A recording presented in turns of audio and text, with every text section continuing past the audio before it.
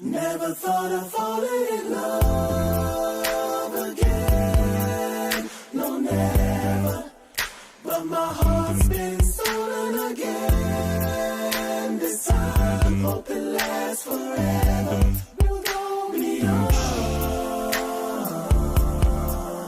beyond, beyond, beyond.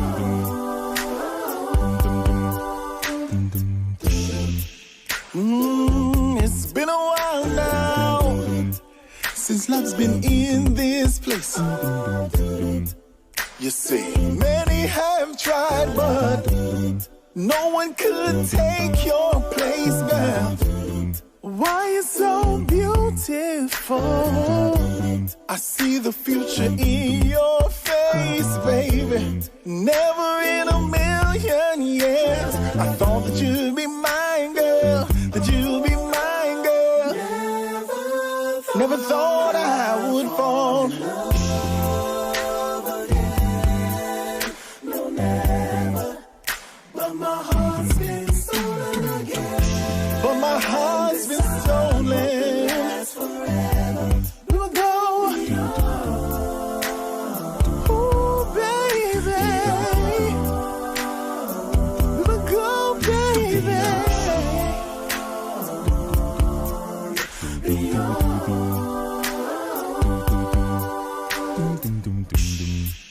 We keep going and growing, girl. The best thing is knowing, girl.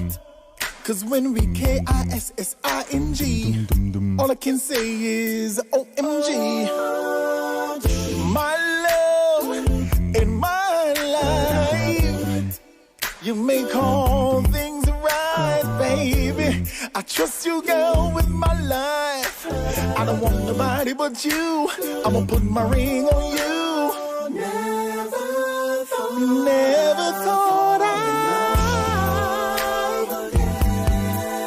No, never. Ooh, baby. Again. This time, hope it lasts forever. We'll go beyond. We will go so far. Beyond, beyond.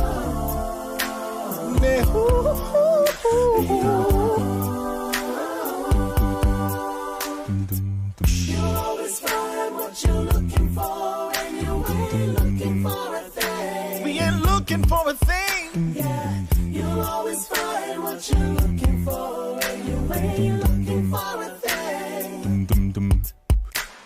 Never thought I. Never thought I. No, never. Ooh, baby. Been stolen again. This time, hope it lasts forever. You know, hope, baby. I hope it lasts forever, girl. I hope it lasts forever, girl. Hey, hey, hey, hey. We will go, baby. We will go, baby. Ooh, we will go, baby.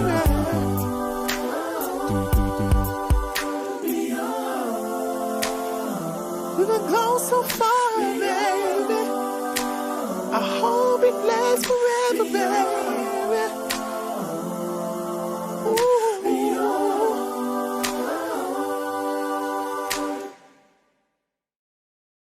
You know, I think I'm gonna really, like, you know, give up this life.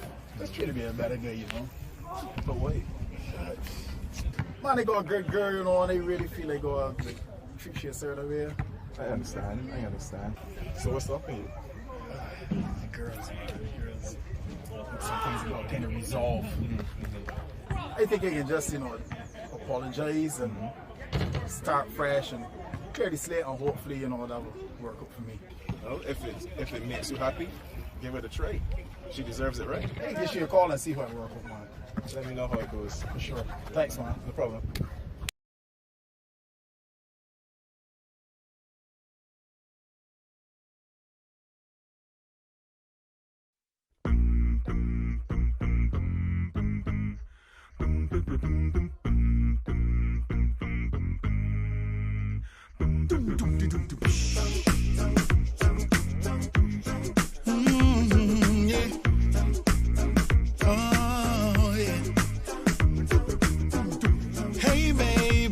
How you doing?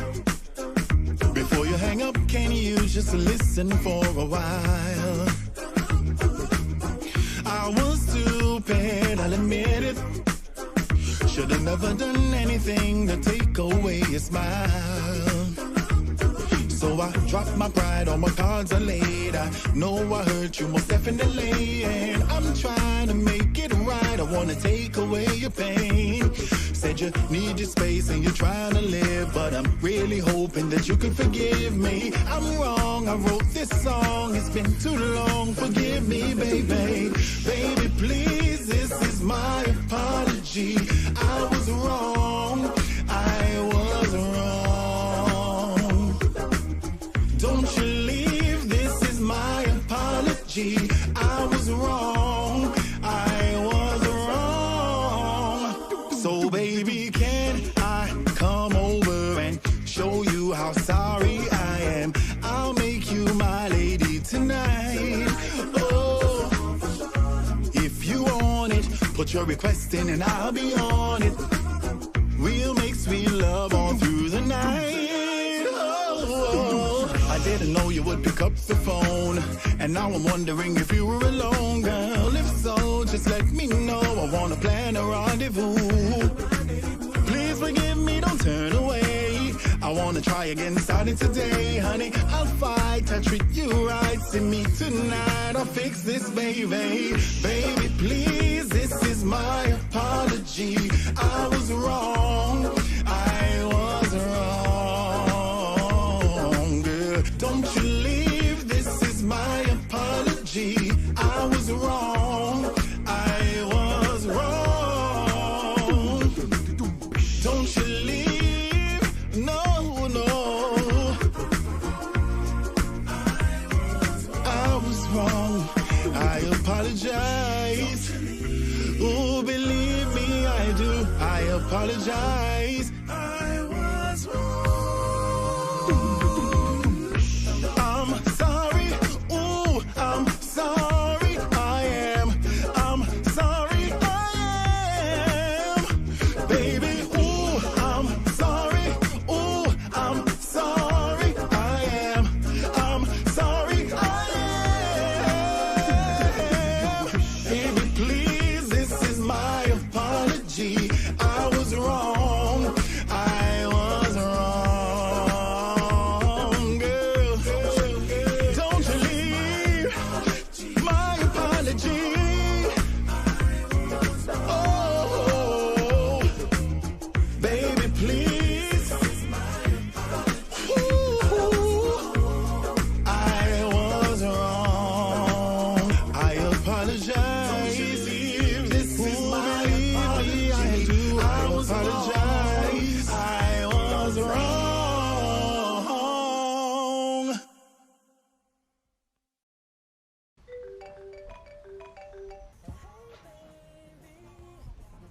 Hello. Hey babe, what you doing? Nothing. Can you come over? Yeah, not easy.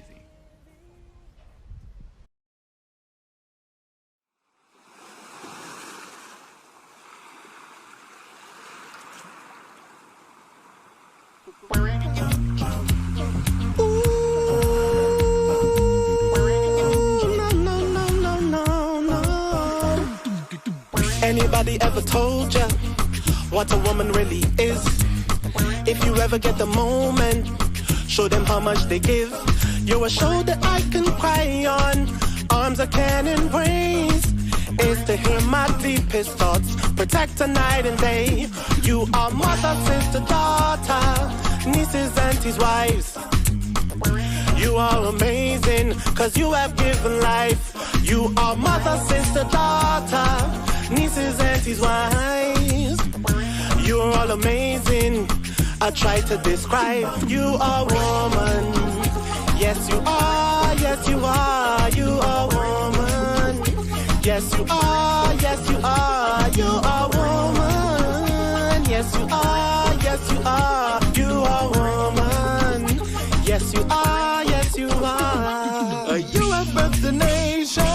A nurturer you are. You bless us with your wisdom, and you tended every scar. You have found me broken. You have shown me light. You ignited all my passions and loved me through the night. You are mother, sister, daughter, nieces, aunties, wives. You are all amazing, cause you have given life. You are mother, sister, daughter, nieces, aunties, wives. You are all amazing. I try to describe. You are woman. Yes, you are. Yes, you are. You are woman. Yes, you are. Yes, you are. You are woman. Yes, you are. Yes, you are. You are woman. Yes, you are. Yes, you are. To be a woman is to be blessed with unparalleled intuition, to be powerful, power independent of place or position. To be a woman is to be a mother, giving birth to sons and daughters, ideas, institutions, and business ventures. To be a woman is to be the current inspiration, the future aspiration of a young lady, of a little girl. You're a masterpiece of harmony, a melody of life. You're a gem, a diamond flower in spring, you're one of a kind. You're a masterpiece of harmony, a melody of life. You're an African queen flower in spring, you're one of a kind. You are mother, sister, daughter, nieces, aunties, wives. So you are amazing. I try to describe. You are woman.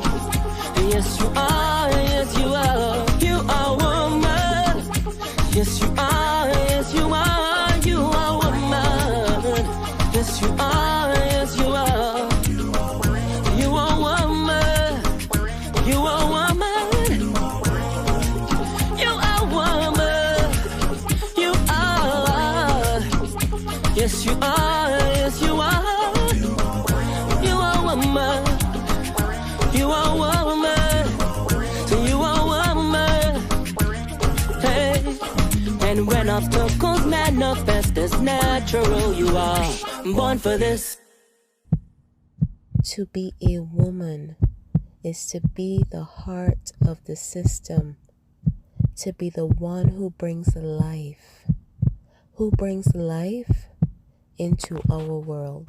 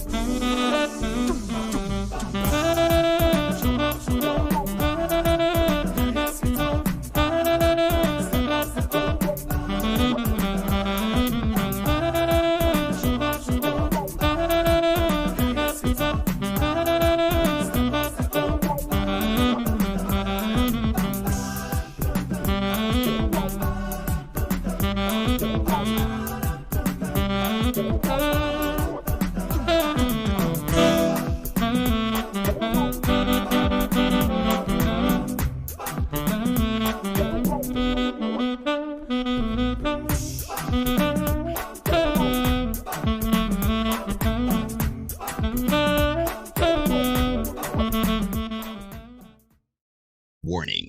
What you are about to hear goes against traditional romantic counsel expressed by friends, family, and Instagram memes and quotes. Open-mindedness is advised.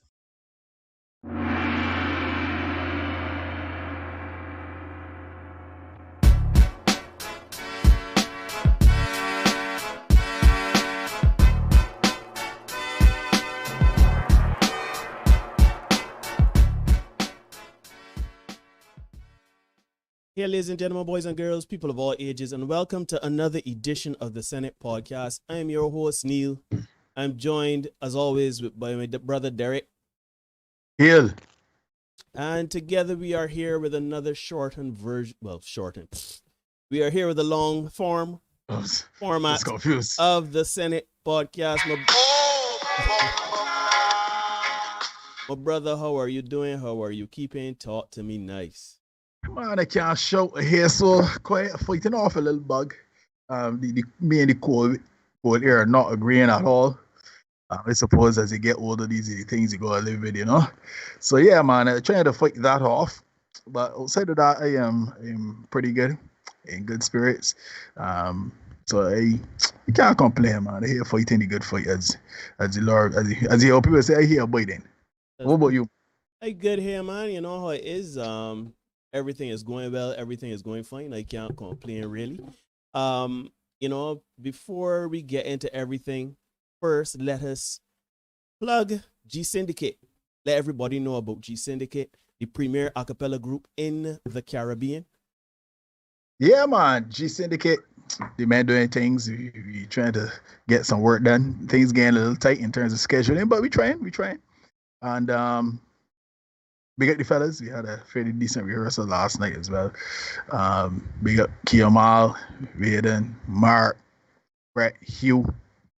Yeah, man, those are the guys that make it G-Syndicate right now. And yeah, we did do anything. Big up G-Syndicate. Check us out on Facebook, Twitter, YouTube at G-Syndicate6, G-Syndicate6.com as well. But you can check us on Instagram at G-Syndicate6, but you've got to spell out the 6. I know you guys under the sound of my voice are particularly intelligent, so I don't have to tell you how to spell 6, right? Righty-yo. And well, ladies and gentlemen, as you know, we do have a special guest with us, and he is here. We are going to get him here now. Everybody, ladies and gentlemen, we have Rommel Hall all the way from China on Wednesday morning. Shout out Rommel, man. Rommel is a teacher, filmmaker. He would have created such gems as Keeping Up with the Joneses.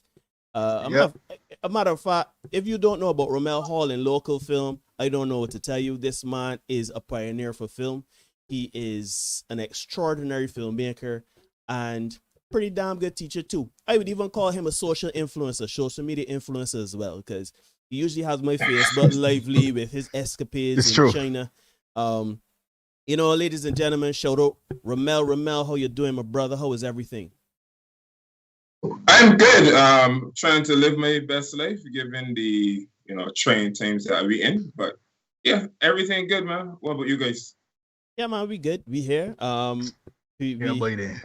Derek say here biting. But ladies and gentlemen, if you don't know, this is a bit of a reunion for us. We were all classmates many years ago.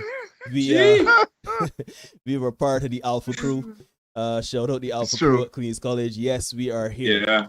Now, ladies and gentlemen, as we are here, you know, like, comment, share, subscribe. Dislike, comment, share, subscribe. Hit the notification bell so you don't miss anything that comes on the pipeline from us. We do content for you 5 days a week, Mondays, Wednesdays, and Fridays. We do the Senate Shorts Tuesday and Thursday, at 8 p.m. we do the live stream.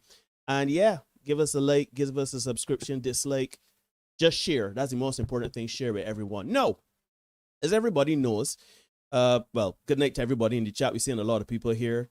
Lego enthusiast as well. Yes, you're right, Steve. Steve is also another classmate of ours. Rommel is a Lego enthusiast.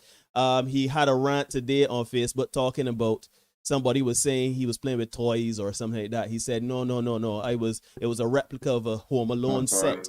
Yep. Not a toy. No, serious business. Not a toy. Right, serious business. It's true. Anyhow, we are here, ladies and gentlemen. As you know, every Tuesdays and Thursdays, we talk the things. But before we do that, Derek goes on our social media page, particularly Facebook. Give us a like and a follow on the Senate Podcast Facebook page.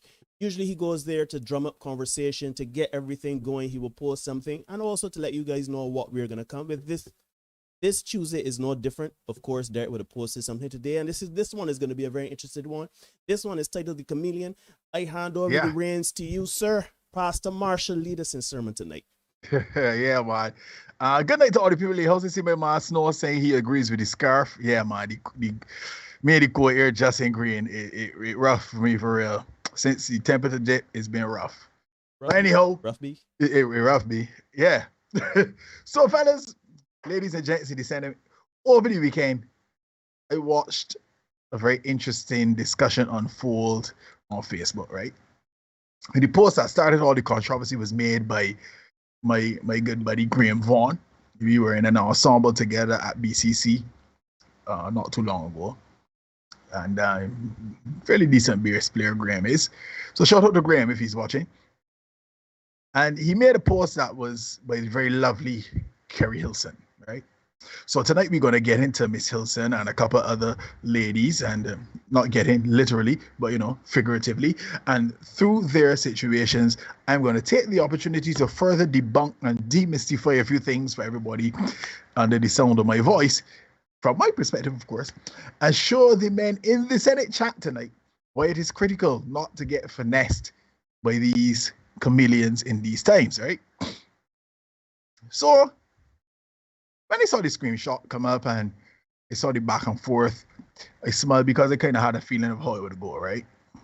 All the women would agree with the talking points in the post, and even some men would agree with the comments made by Miss Hilson. And there would be a few male voices shouting in the dark, but I was impressed that the men in the comment section held their own. I even saw you, Neil. I saw you in the comment section going back and forth with a couple of people, which kind of surprised me. I didn't expect that from you. And while I was reading the exchanges, the first word that came to my mind was chameleon, right? Why did I think of chameleons? Some of you will. You see, folks, according to the gospel, according to Wikipedia, chameleons are distinctive and highly specialized lizards with about 202 different species, right? These species come in a range of colors, and many species have the ability to change color. They live in warm habitats that range from rainforest, get this, from rainforest to desert conditions. So essentially, these can live anywhere, right? And you find them through Africa, Madagascar, Southern Europe, across Southern Asia as well. Sri Lanka, I don't know if Ramel would have seen one or two in his time in China. They've been introduced to Hawaii, California. Only the zoo. Only the zoo, all right. And Hawaii, California, and Florida as well, right? So these things are all about. They sure they got one or two over here. Essentially, these things can live anywhere, right? That's according to Wikipedia. But according to Urban Dictionary, for a chameleon is a person who can adapt and fit into any group or situation and make it work to their advantage, be it defensive, predatory, or simply for camaraderie, right? And it is against the second definition that I can launch into tonight's show, right? Now, in the screenshot, Miss Hilson said, right? If you can get the screenshot on screen, you. Yeah, you did. Yeah. Men who provide emotional security and display wise leadership will get the softest, most feminine, relaxed, trusting, guard down, submissive, nurturing version of their woman. Of course, there were a few people in the comment section, and even one of our contributors, my guy Justin Clark, don't know if he's listening in tonight, he even did the same post, but in reverse, right? So I don't know if we got that on screen either. Yeah, you're on there. You're on screen there. Yeah. No, I tend to be a couple seconds behind. So, right. Women who provide nurturing and display steadfast support will get the strongest, most masculine, mindful, considerate, easy to communicate with, protective version of their man. And then he tagged my guy Anton, he tagged Fergie, he tagged Graham as well. And he says that he bought him for science, right? Bad mind. That was hilarious to me. For science, man. Wicked. Right? Now, here's the thing. Here's the thing about it, right, Neil? So, folks, I hear the Senate, we always on top of these issues, right? So we would have actually discussed this very post here on the live stream a few months ago, right? Right. But since it conjured up so much conversation over the weekend right here in BIM, and since a couple of people seem to want to hear what we had to say, I figured, you know what, let me take the opportunity for us to win. So let me say here at the outset, right, that I, Derek Marshall, believe that good women exist. I'm going to say that again because there's some people who don't think that I believe that. So let me say that again. I, Derek Marshall, believe that good women exist. And they are actually out there. I firmly believe that, right? Put some ones in chat for that because I believe that, right? Unfortunately, though, the bandits and the villains outnumber the good women. And then there are some immutable truths about female nature that make it difficult for good women, right? One such truth is that women want security for themselves and their children, and will always seek it from the men with whom they're involved, which is why I got to come here every week and cape for divine men. Because there's a certain socio-economic bracket under which, and socio-economic floor under which women will not go, right? And another truth, which is linked to the first, is that women don't date down. They don't date down, right? If she finds you attractive, you can get peace, yeah? But settling down with you, if you don't got nothing, will never live to see that happen. Yeah, that never happen, right? So what does that mean for us men, right? It means now that we men must be extremely careful about whom we choose to invest our money, energy, attention, and time. It is way too easy to get fleeced in the dating market in 2022. This is 2022, not 2021. And that's all right if you're a millionaire. Yeah, if you got some money put down, Chris Rock tell you if you work 20 million, your wife want 10, a big deal. But if you're making 30,000, your wife want 15. You know what I mean? So if you're a millionaire, you get hit, this is all good. But when you're just above minimum wage, you got a lot more to lose. And as such, you need to protect it. But let me get into Miss Hilson a little bit, right? It is not lost on me that the original screenshot which Graham would have posted was from the very lovely Carrie Hilson. And this makes it even more poetic for me, or poeticer, if you will. Don't fool your foot. Even at 40, old age, unless you plan to live to, 100, 40 is no old age. Stop that. Stop it. Stop that. Sorry to tell you guys. Ramel, talk this, man. Ramel, talk to us. What is man trying to say, though? I know. Oh, excuse me, what I drink my tea to break the ear. Exactly. There you go. Even at 40, Carrie Hilson is gorgeous. Right? Gorgeous woman. She's also talented and rich. Those two things help. Oh, always. She has a network of successful, accomplished men available to her, around her, in her orbit.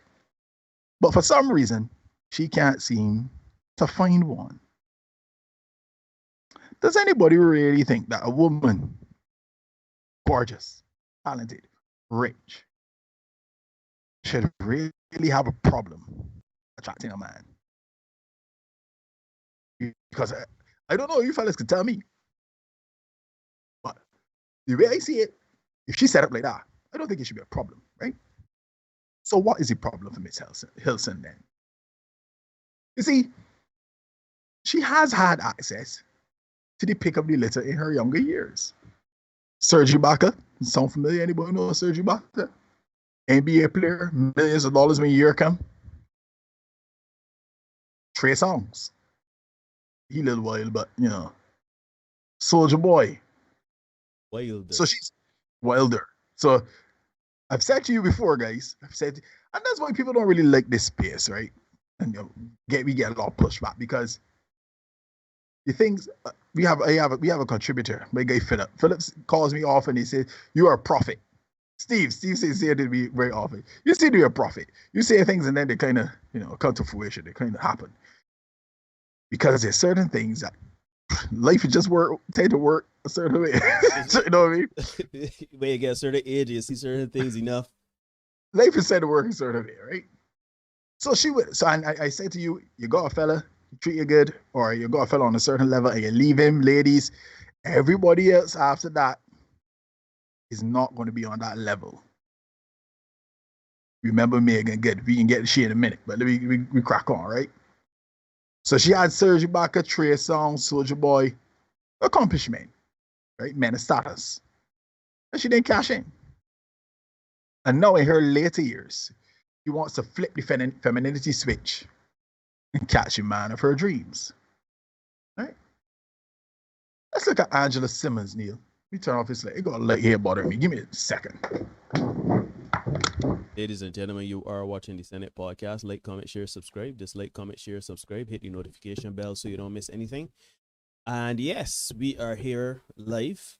We are talking the things as Derek goes to adjust his set. Yes.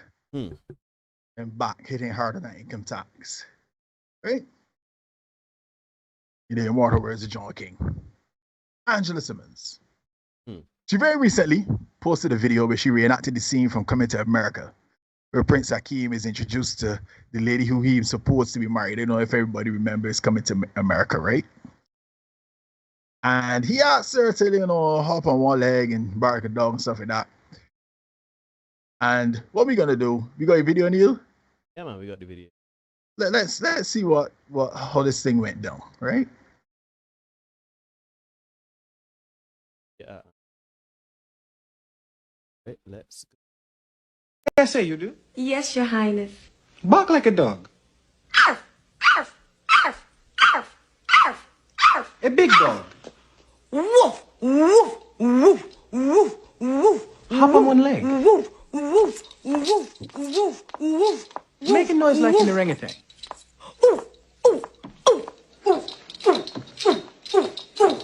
Ah! I see the two of you are getting along.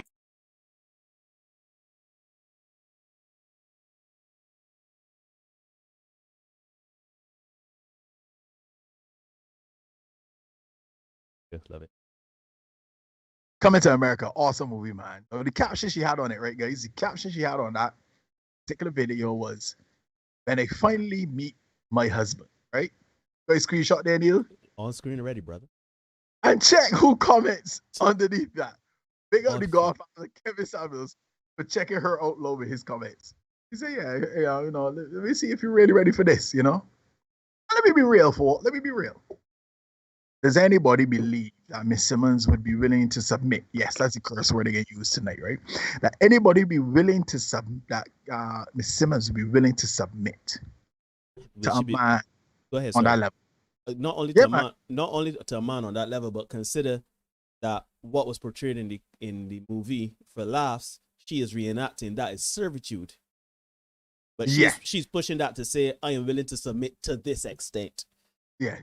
Because she too, a little older, a little longer in the tooth, as you were saying, Neil. So, the DMs in us full. Kind of start checking things off your list, Suddenly, you don't need to be 6'5", you could do a 6'1", But now, let me be real. We know she ain't gonna be barking like a dog, right?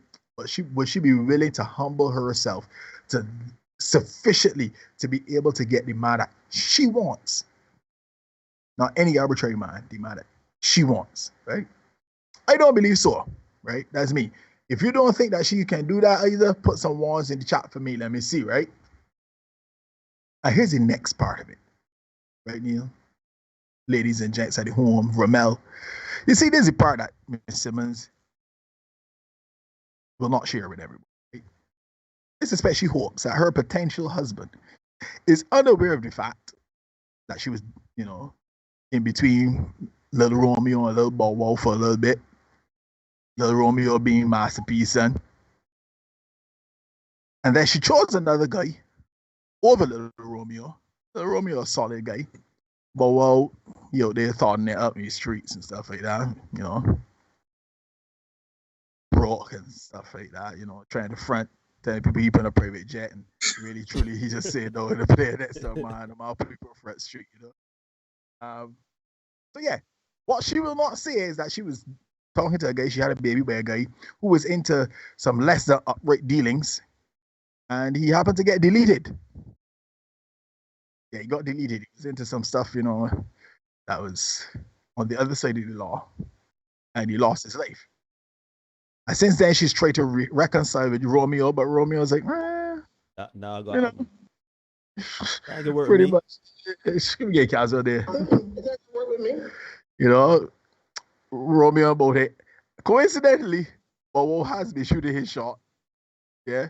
But I guess having, experienced the rude boy life with her now deceased father of her child, Miss Simmons has now acquired standards later in life. And as such, she is no longer inclined to take on we name Mr. Moss. Chad Moss. Yeah, Chad Moss. Yeah. Now, let's take a look, Neil. Because we had Carrie Hilson, Access to Maine, didn't make it work. You got Miss Angela Simmons, same thing, didn't make it work. Let's look at Megan Good. Right? I don't want to dwell on this because we looked at Megan Good only a few weeks ago, and I don't want to belabor the point with her, right? But she was around, she was in the game, she was in the industry and stuff like that. And when she hit 30, she thought too that she could flip a switch and become a literal pastor's wife. She held her breath for as long as she could. But eventually, she came back to the mean. She come back to the factory settings. So let's see a couple of her most recent posts. Because I tell you, I don't make this stuff up. I just bring this stuff to you guys, right? So we have Megan Good.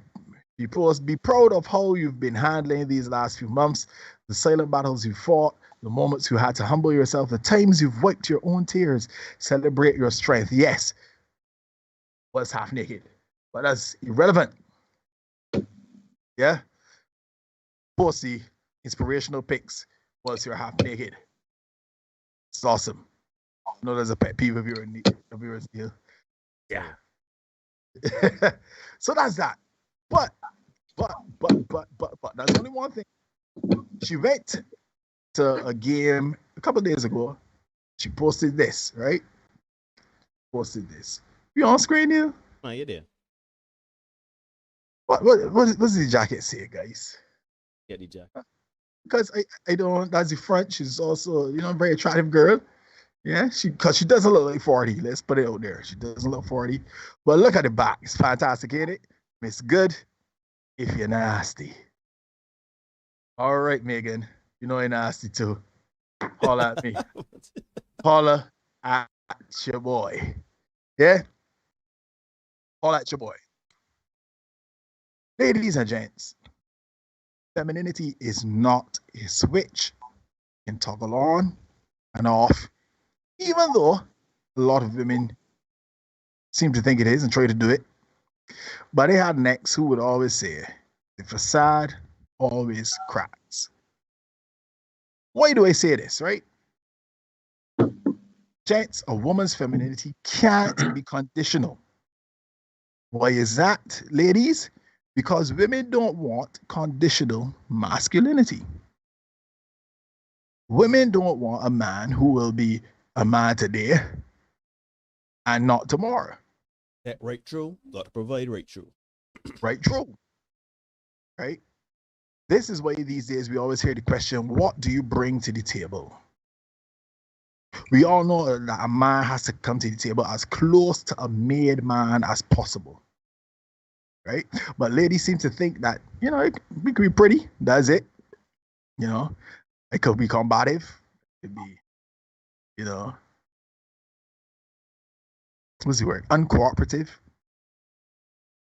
And if my man decides, to deal with all of that, the reward will be me and then it will flip the switch and become a wife. Romel is a married man, and sure Romel could tell you that if his wife had gone down that road, that she would not be his wife. Because you can't tell me, well, look, this is how I can behave right now, but I can code switch when I get the ring. Because essentially, gentlemen, what you've done is now you've rewarded bad behavior. You've rewarded aberrant behavior. That's what I used to say, right? That's it. You've rewarded aberrant behavior. So that's what the old man tell you. Before you get married, you get scrambled eggs. After you get married, you're gonna scramble for your eggs. Right? If men have to be men who provide emotional security and display wise leadership, as Miss Hilton said, if we have to do that from jump, why must the man who is providing those things then wait to discover what the softest, most feminine, relaxed, trusting, guard down, submissive, nurturing version of their woman will look like? I say it nearly every week. The social contract doesn't change for men. We have to do what we're supposed to do, or women will leave point blank. We don't get to flip a switch. We can't code switch. They can't bait and switch. If you start, and women will tell you point blank, when we were dating, you used to carry me to Champers. So now that we married, you got to carry me to Champers and someplace else that higher up the level. Don't play you carry me down Gloria and Boxers Roads to buy fish and chips. Women tell you straight. It ain't gonna work with me. You know what I mean? So we have to do what we're supposed to do. And gentlemen, it is time that we start to adopt the same position as the women. If you're a woman, gentlemen, will not, can't, let me say will not, I don't want to say can't, because if it's outside of her control, that's different. If she won't hold her end of the bargain, then you have to move on, gentlemen. You have to. This waiting to see if she can figure it out, that doesn't work. This trying to marry her to see if she can turn into a wife, that doesn't work. Or this getting a woman that was one way and hoping that you can change her, don't work. If you meet a woman that thinks and says that she can turn on her femininity like a light switch, you need to run, because she can only be who she is. You can't change her. And even if you do, eventually she will return to her default settings. If you doubt me, ask Pastor Devin Franklin.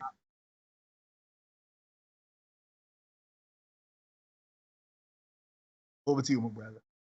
Ladies and gentlemen, boys and girls, you are watching the Senate Podcast. Like, comment, share, subscribe. Just like, comment, share, subscribe. Hit the notification bell so you don't miss anything coming. We have Romel Hall here. He is obviously we are classmates, but he's also a very, very successful filmmaker in the local scene and internationally. Romel is also a married man. We didn't just bring him because he's a classmate of ours. He's a man that he's a married man, and he does have and share some perspectives that he sees all the way in China when it comes to this man-woman thing. So I'm going to give Romel an opportunity to speak on a few things. The first thing I want to talk to Romel about is, if he doesn't mind, we're going to talk about the courting stage of his marriage. Obviously, there would have been a certain discernment between yourself in choosing your wife. Can you speak towards the femininity part? Was this something that you saw immediately, or was this something that once you show that you could provide and you can protect and secure, that she showed you over time? Yeah. Good night, everybody. Good night to everybody in the Senate, and thanks for having me on, guys. So you hear me? Yeah, man. Yeah, man. We hear you. Okay. All right. Great. So I have a distinct advantage because I got into my relationship in 2000. Now let me put that in perspective. The last time I was single, the late Owen Arthur was still the Prime Minister of Barbados. The last time I was, it's been a while since the last time I was single. They didn't had nothing in Facebook. We used to use something called ICQ. Damn. And so that's the last time I was single, right? So things have changed tremendously. The advantage that I had is that we got together. We were both each other's first. So we got together at 20, and we learned each other along the way. Now, we met at UWI at University of West Indies, my wife and I. And one of the things I was looking, there were certain boxes I needed ticked, right? Now, of course, I tried to bring some stuff to the table as well. I'm being, wet behind the ears. I didn't have life quite figured out yet, but I knew what I wanted in a potential mate. Right. But I'm going to tell you, there was something that happened that basically put me over the edge, where my lovely wife, my girlfriend then, and now lovely wife Karen was concerned. So one time we were behind the library, and we were having she usually between classes she would go behind the library. There's a nice little garden area behind. If you know UB, there was a nice little garden area behind there, and so she was behind there eating. And of course, I saw her, and I knew that I had liked her, and I was trying to build up my resolve to shoot my shot. Right. I didn't quite do it at the time, but I was building my resolve. So I sat down next to her and said, "Hey, how are you?" Blah blah blah. As Neil say, "Hey, big head." Blah blah blah. So I went and we talking and I trying to chat up and as much corny game as I had back then. Right. And in the middle of she was eating. She had these pork sandwiches, and in the middle of this, she offered me a pork sandwich. It was basically roast pork that she had sliced up, and she had like 2 of them. And she offered me one. Right. And I was like, seriously? And she's like, yeah, you're hungry? I'm like, yeah, but you and that's just like that was it for me. I was like, whoa, this girl. I mean, at the time we were barely friends. We weren't even friends yet at the time. And she was willing to offer me half of her meal. Right. From the goodness of her heart. Right. And so that was basically what set everything off. That was what sealed the deal for me, because I realized that she is a giving person. Right. And as we went along, we helped each other out in terms of building up each other's self-esteem. And she has since admitted to me that because I was who I was, she was able to sort of relax and sort of know that everything would be all right. Right. Because she told me, because she did not want a man who was like a half man, if I don't know if I want to use that term, but she wanted somebody that she could see as a leader. It's hard like if you got a boss, and there's some bosses that you will come to work, you will punch in, and you will stay 1 minute past 4:30, 5 o'clock, 3 o'clock, whatever time it is. Because you ain't about that place. But I got some bosses that you will come to work, and if the boss said, "Hey, Derek, Neil, Ramel, so how do we painting the inside of the office? And you say, all right, sure, boss, I did. Because you know that boss, right? So that's how it was for her.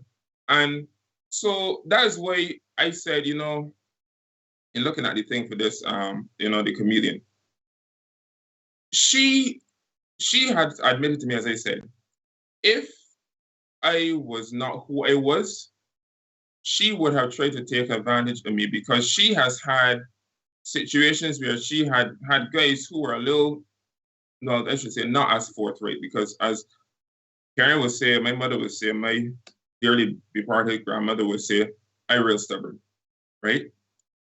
And if she did not have a man that was like stubbornly pursuing certain things, or knew what he wanted in life. Not stubborn in terms of trying to be, what was the word, domineering and everything like that, but not a poopa man. Not a man that always like, I don't know if I go in this way. But I started to going forward and knowing what I want in life. She would have tried to take advantage of me, and she would be, they started nudging me all different directions because she has had experiences where guys shot the shot with her, but these guys didn't sure. And because of that, she make a mess of them. But because I was who I was, she was able to adjust and be comfortable within her femininity and be the female or who she wanted to be. Now, the thing is, if that was not there, no, it's not a situation where she was this woman that was like wild and out there and then she just flip a switch. It was there. The femininity and that sort of thing, it was there. But she still, though, had to make a slight adjustment because had I not been the man I was, she would not have been the feminine woman or feminine wife that she ended up being. Right. So based on your observation of, obviously you're in a different country, you're pretty much in a different hemisphere, but different culture, everything like that. But in terms of your experiences, you've been all around the world, you have worked with various people, and you have observed people in all forms and fashions. What would you say is the kind of mentality when it comes to both men and women and their expression of masculinity and femininity, particularly in the initial stages? Now, you see, again, I have a friend that says, I can't relate to being single because I've been married since I was 6. Obviously, she's exaggerating. But that's a court case, you bet. yeah, it is. And that's always a very difficult question for me. And that's one of the things Karen and I always joke and say, if not for anything else, we gotta keep this marriage alive because it ruffled in them streets. Brother man. And I say to myself, listen, we we was dating back in the day that the men had their cell phones and all kind of things. It's true. We was dating back in the day. Listen, we were dating back in the day that you had to come off the phone to use the internet. So the thing is, how it was for us back then is different to how it is now. That's the unfortunate thing. And so the expression of femininity has changed. I see how things have changed. And the unfortunate thing is that's why and I would have mentioned it there and he talked about it too. If God forbid something should happen to me or my wife and we either had to go back out to the dating market again, I don't know if we would survive because the expression of femininity and masculinity has changed so much since 2000 that it is, I don't even want to say extremely difficult, that's putting it mildly. It is very challenging to find and hold on a serious relationship in these days. And I would say even back then, although it was not easy before, it was easier. It was way easier back then as it is, as opposed to now. Why would you say though it was easier back then? What would you attribute this change to? That people are more hesitant or refusing point blank to express their innate natural inclinations? Because they got a little thing that was invented called, I don't know if you guys ever heard about it, called the internet. You may or may not have heard of it. Yeah. The newfangled thing, newfangled technology. Yeah. I know. They talk about it here in China. I don't know if it reached Barbados yet. But the thing is about the internet. The internet has changed the complete landscape of our existence. Because now you could readily compare and contrast anybody and anything. If you feel that hot rain falls up, you could go on the internet and find research that proves that hot rain falls up. So back in the day, you didn't have the internet to come to go and look at Instagram and see what a good woman is and get all these opinions of what a good woman is and what a good man is. Don't mind these people that be talking a lot of, sometimes they be talking a lot of they sound smart, but they're talking a lot of foolishness. You didn't have that back then.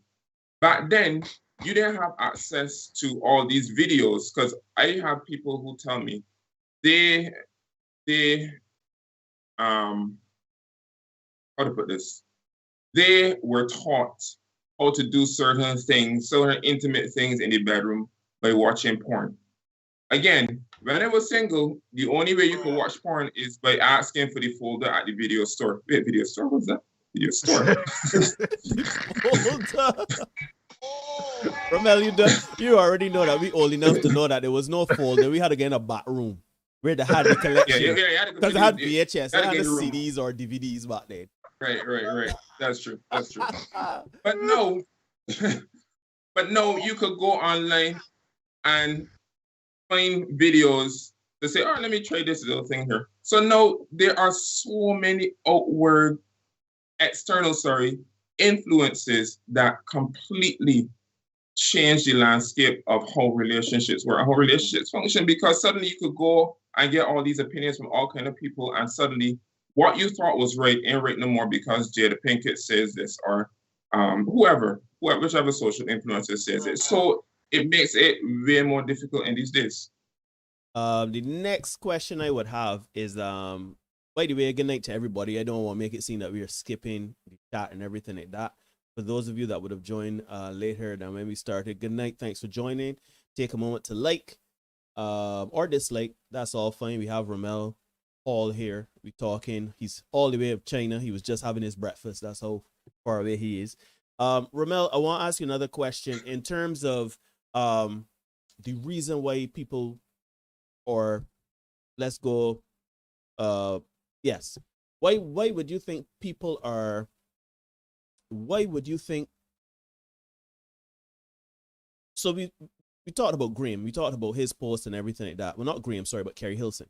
And, you know, there's this talk of, if you show wise leadership, if you show certain abilities and everything like that as a man, and you provide certain things, then you would have access to a more feminine woman. Can you speak to the what's the word they're looking for? The reasoning or the thought process behind kind of waiting to, you know, if I don't know if I answer this question right, but it's basically what I want to ask is, women have to wait to see a wise leadership, but what we see in this time is that there is a lot of, as you just mentioned, internet and certain external factors that influence people in saying, okay, this is what I want in a man. I see Boris Cujo do this with his wife or his girlfriend. I see exactly. Bill do this. I want a man like that. But can you speak to how impactful is it that a woman has to wait to see the leadership? How damaging is it? That's the word I'm looking for.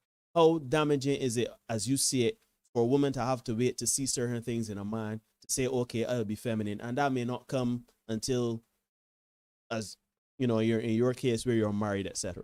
I hope that question made sense, but I was kind of making it up on the fly because it just came to me. All right, let me see if I understand. So you're trying to ask me if it is important or unimportant or dangerous for a woman to wait until she sees certain things in a man before she becomes feminine? Well, dangerous is a bit extreme. I would say, well, dangerous, dangerous. Dangerous is a bit extreme, but yeah, you're pretty much on the right track. Like, for example, a woman by Kerry Hilson's post, she has to wait to see certain qualities in a man before she can be feminine, and she may not see these things until she be forever waiting. You know what I mean? She may not see these things until, because a man is not going to show a certain masculine provision until he married. He might not also consider too, in Romel's case, he just went over and his wife was the person to show her femininity by offering, but yeah, you know, and then he was able to take out the lead and go from there. Because it was almost instantaneous. He went over to his potential wife. He saw her. He shot his shot, which shows a level of intent, right? And she, in turn, said, you know, I like the fact that you came and you approached me. Would you like something to eat? So she showed the nurturing side. So he showed the leadership part and she showed the nurturing part in their first interaction. So I guess the question now is, because we are talking about getting to a level of relationship, and people are not going to necessarily show those things in the first, second, third, fourth, fifth interaction, date, or whatever like that, and it may only come, women may reserve it for a certain level of relationship. How detrimental is the word I was trying to think about? Oh my goodness. How detrimental. Detrimental it is in that way of thinking and that thought process. Yeah, it's always detrimental to go down that direction. You always must show who you are. Now, again, back in those days, again, when I was the last time I was single, the World Trade Center was still standing. So this is a little time ago. I'll be here all night, guys. I'll be here all night. But back then, I was a lot more trusting than I would say I am now. Life didn't come at me at that time because I was still at home. I was still living at home, right? So my approach to a relationship now would be much different then. So I wasn't as trusting. So I was more trusting back then. So I would like, hey, there's me, here's me, here's me, here's me. I am this, I am that, I will be, and knowing myself, I know that I will be able to back up everything that I said. No, nowadays, I will be a little more hesitant, right? No, I understand why women, they especially, and I guess this would apply more to older women than younger women, who would have seen some things and had some experiences where they would have been hurt, where they would be a little more hesitant to move forward and show put everything out there and be vulnerable because they are afraid of being hurt again. But the danger in that is that you might attract the wrong person, right? So there's always this risk of being out there and making yourself vulnerable because you don't know if a person is going to take advantage of you. You don't know. So you always have to be dipping your toe in the water, more or less, and going in and going in and going in. You can't, because I was young and foolish, I jump in, you know. But it was all, well, foolish, I said foolish, but you know what I mean. Yeah. But it is a little bit risky to not show your true self as much as possible from jump. But that's the thing, you gotta have that vetting progress, Correct. that process, Correct. that vetting process to show you how things work. And again, it is a little more difficult for older people than it is for a young person. But again, because young people have all the different things, I can't keep up anymore, all the TikTok and all the various different things influencing them, which is something that we didn't have back when we was at QC. We didn't have all these influences. I tried to imagine a life where we had the access to social media like these young people have nowadays. Like, Brother I don't know how. So these young people are being influenced heavily from the beginning, as opposed to so it changes how they would approach things. But it is very, very risky to not be yourself from the beginning and sort of say, oh, I can change at the end. Derek talks about basketball all the time. Derek is an avid LeBron James fan. And just like you. LeBron James, just realized LeBron James hit it committee here. I didn't realize. We're fully fat. We're fully fat. Here we go. The LeBron hit section had to make it. The great LeBron James right there, right? Has this saying, playoff mode activated, flip the switch. Flip the switch. But as you get older, that don't always work. It might be willing, but the flesh ain't able. So the thing is, it is not, you could flip the switch at a certain point, but it ain't always gonna happen. So that's why it's always risky. It's always risky to not, you gotta go through that vetting process. You have to know who you don't know who you're dealing with, so you have to test and test and test and see. But I would not advocate thinking that you could just flip a switch and be somebody that you are not once before they put your partner puts a ring on it.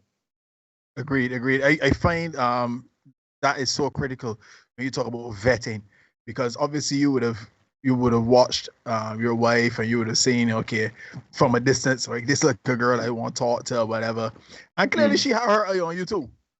You know what I mean? So when you made the initial approach, she was like, all right, he's showing some intent, let me show some intent too, and then you go forward from there. Let me say something, Derek. The funny thing about that is that when I talked to her about, when I told her, the pork sandwich was it for me. That was it for me. Right. And she was shocked. She was like, I was just being nice. Whoa. And that even further cemented to me that this is the woman that I want to marry. Because it was She wasn't shooting the shot. She wasn't shooting the shot. Because it was a natural thing. It was a switch flipping. It was just a natural thing. Right? And that comes back to the point where is you can't be somebody that you're not. So even if things get rough for you and Karen, it's still going to be, are you saying that right? Karen? Yeah, Karen, yeah. She's still going to be who she is. She's still going to be a nice person. You know what I mean? She would have to flip a switch now to become somebody else. Yeah. Right? But what we find is that women want to be the men that they want, and then expect that the men that they want are supposed to come and be with them, and that's the challenge and the disconnect you have. Right, and also to let me add to you, Derek, because you're completely right. Romel is completely right as well, because first things first, to touch on what Romel was saying, there are some men too who don't want to project a certain level of certain masculine traits, right? So they may be rather aggressive, or when they say aggressive, I mean in terms of ambition, in terms of work, in terms of working out, etc. They may not want to show certain things simply because that has been taken advantage of. Like, for example, a man might be the type of man to say, okay, I can book a table for two at a fancy restaurant without even telling you everything like that, and just pretty much tell you when and where to show up. But a man may not want to do that because he's been taking advantage of. Women just hit him up for food calls, and he out in hundreds of dollars in dinner and don't hear from these again, or don't go anywhere.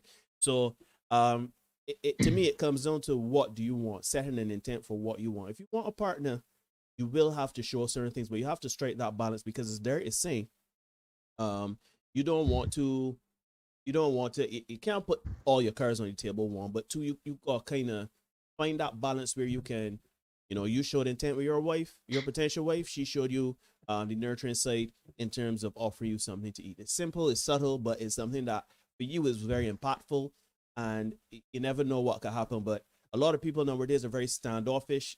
It's almost like, what you bring in for me, what you do for me. A lot of people are kind of thinking of potential partners as I don't even want to say employees, servants. If you're being quite honest, what you can do for me, how you can make my life easier. I saw a video today where a woman was kind of ranting about that. How you can make my life easier. I could carry myself to dinner. I could watch movies by myself. You can do for me. I want somebody to fix my plumbing in my bathroom. I want somebody to, check my electricity or whatever to see if it's working. You don't sound like you want a partner. You sound like you want a handyman. You want a maintenance man, right? So it is. I think that a lot of people have been jaded, and a lot of people have, through, as you said, the new invention of social media and the internet, a lot of people are jaded and influenced by what they see, their lived experiences, and what they see from other people, the vacuum that is created on social media. And a lot of people are there saying, I am not going to show, I'm not going to drop the veil to show my femininity until this man shows that he's worthy or deserving. The same thing the analogy I always say about a man having to go climb the castle, storm the wall, kill the dragon, get rid of the evil emperor, and save the princess, right? But in reality, it is a give and take process, and a level of discernment that is necessary. So yeah, I think that's very impactful. I think that it is important to understand that both men and women have to operate in good faith whenever they're getting into these spaces and getting into these, you know, I don't want to say arrangements, but these relationships or whatever. You have to kind of move with a level of intent. You have to move with a level of good faith, and you have to just show a bit of yourself. You're not like, I ain't gonna just drop my wallet on the table and say, look, I got it like that. I could pay for you, house, land, everything. Come and be with me. You know what I mean? And a woman is not gonna come and say, I can, you know, cook a 5-course meal for you and rub your back when you think on the first or second date. But by the same token, as a man, I think we need to know that this person is someone that will nurture us and care for us and not be matching our energy. And a lot of people, particularly because the whole masculine and feminine thing has kind of been topsy-turvy in terms of there are a lot of masculine women and there are a lot of feminine men. We could get into why that is so or whatever, but a lot of women, for example, put on, because of work, because of society at large, they feel a need to have to bring home their masculine energy and they have to put up these walls. A lot of men have to, they appease to women. You know, they tone down their masculinity for women because they want access to intimacy or access to the opportunity of getting that attention and everything like that. So, those things simply are not going to work. You have to stand up in your frame, whether masculine or feminine, and you have to be discerning on when, how, and manner in which you showcase these energies. Ramel, I want to ask you another question. You obviously live in China. Sure. That's a completely different culture. I spent 3 weeks there, and I could see very easily that even the nuances in society are completely different to how we interact here in this and the Western world. So I want to ask you a question. You obviously are a teacher as well, so you get them from young. Can you speak to how, from your observations, the dating process is there? I mean, obviously, we here in the Western world, we only have references of movies and stuff like that, but you being on the ground out there, how, if you've observed it in any way, how would you see the man or masculine, feminine energies, how do they coalesce and come together in the dating culture over there? Well, nowadays is mixed because there's a lot of Western influence happening in China, for good or for bad. So traditionally, marriage is a business arrangement. Let me put it like that. It is two families coming together to make life better, make a life for themselves, more or less. Right. And what happens is that, I don't know if I get this right, but I'm trying to, from all the things I've seen, when you get married, you move in with your husband and his parents, or you move in with your wife and her parents. Now, generally speaking, you move in with generally speaking, the rule of thumb is to move in with the husband and the parents. And I remember hearing about that and saying to myself, yeah, I love my in-laws, but not like that. Yeah. Because that was not my culture. Because the thing is, what happens is that with exactly, perfect. With the how it is there is that when the children come along, the grandparents raise the children, right? And that's how it tends to work. Nowadays, and then the thing is, here again, outside of the Western influences, from what I've talked to from my Chinese colleagues, when you got a boyfriend, you got to present your boyfriend to your parents. And then he in turn has to present the girlfriend to his parents if they are still alive. And then the family has to meet. So it is a contract, it's sort of like a business arrangement because the families have to know, vet each other. So it's not just you and the other person is everybody has to come together. And the thing is, if the one family doesn't like the other family, that's it. Yeah. Oh, yeah. Whoa, I see it. So everybody. Oh, sorry. I thought you were finished. My apologies. Go ahead. Yeah. So being together, it is a whole thing. It's not just you. And in some cases, I think, I don't know if people marry for love. I'm not sure. Love is, what is love, right? But that's another story for another day. But that's how Don't the get culture very is here. started. But Don't get no, very started.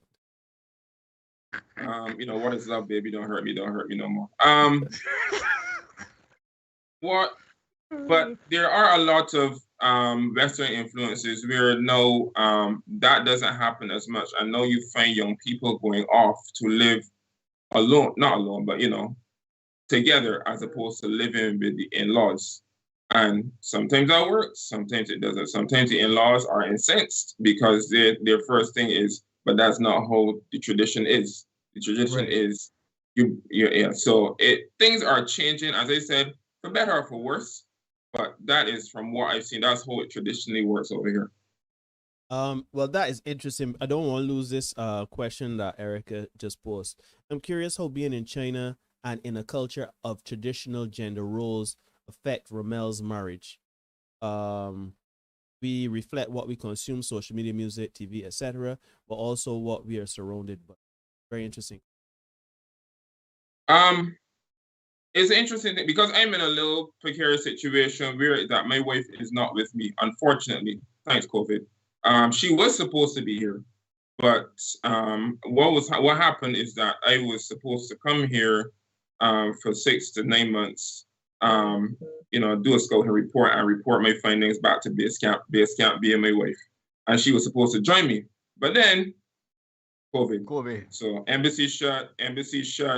Trying to get out here is like trying to win the lottery because I was one of the few fortunate people that was able to leave China because I left China to come home to Barbados for vacation in January 2020. I was only supposed to be in Barbados for 2.5 weeks.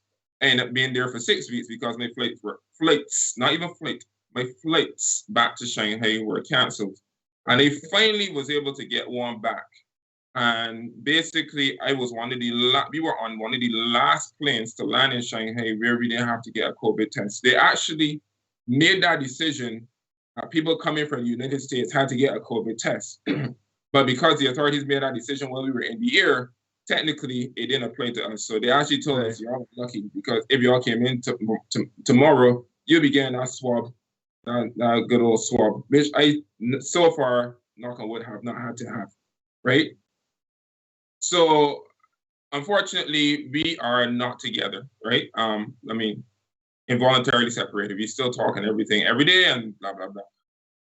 But how it is for me here, I don't know if it really influences, it doesn't really affect how I approach my wife or how, and I don't think if she was here, it would affect our marriage.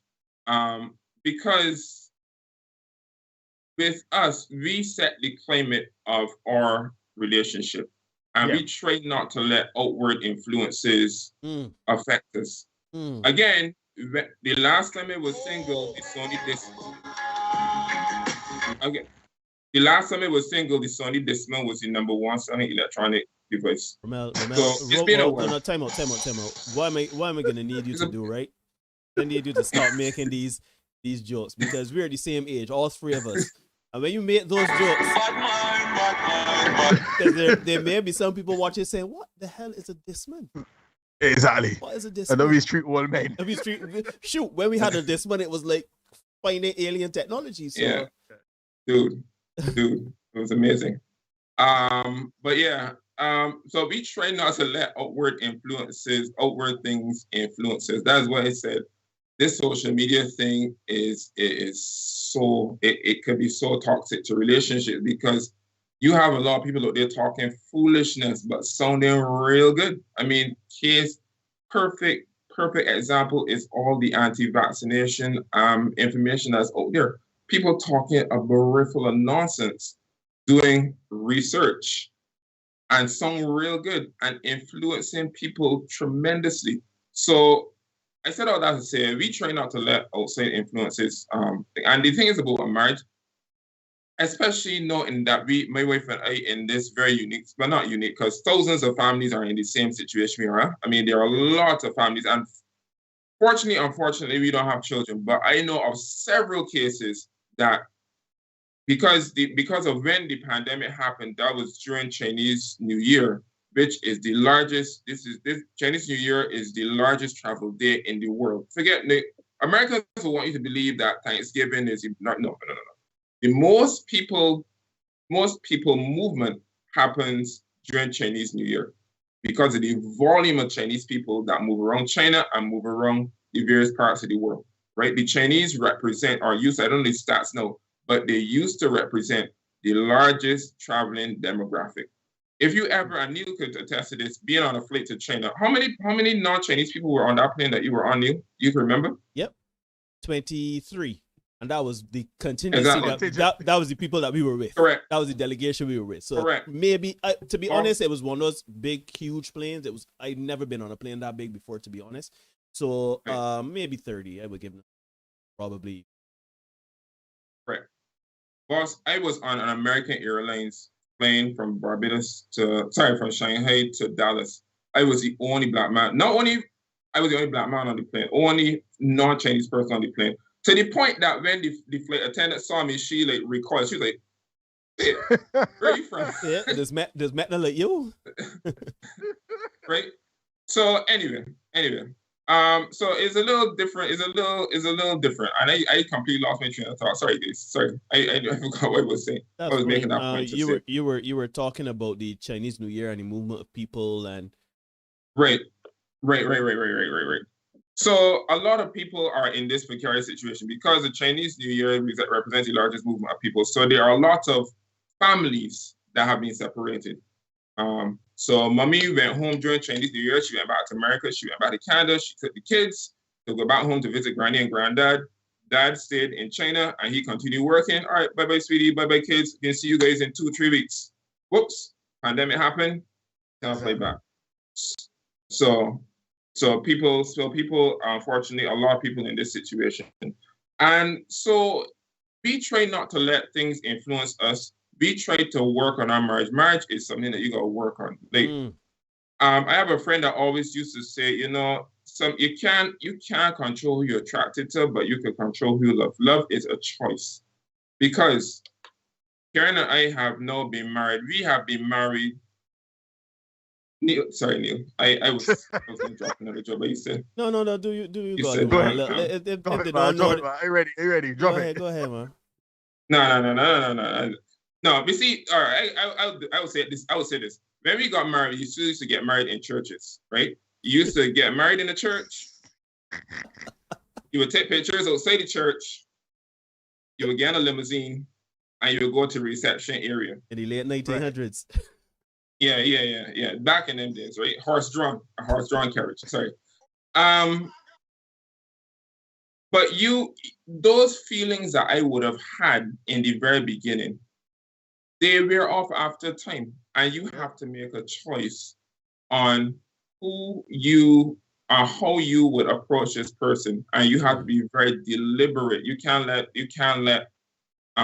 your marriage on autopilot. You can't put your relationship on autopilot, which is why I'm very, very, very deliberate in making sure that I don't get negatively influenced by a lot of the things that happen out there. I commend Derek on going out in those streets. Man's a superhero. I call him the Batman of this show. He goes to places. Yeah, but I mean, because the thing is, again, if I was single and seeing all these advice shows out there, I would be being pulled this way, next way, third way. I wouldn't know who to listen to. Fortunately, I was in this marriage and in this relationship for a long time. So I understand why I'm in a relationship. She understands she is in the relationship and we work together to suit. Now, you said something there, Ramel, that I'm not going to let pass because this is almost the greatest thing that's ever been said on this show. That is, you said the initial thing of a marriage, the initial part of a very long-term committed relationship. There was all of these feelings and the novelty of that relationship, that level of relationship. And as you were rightly saying, you've been married for I don't want to say such a long, you've been married for a while. And yeah, when it first got married, Destiny's Child was still a group.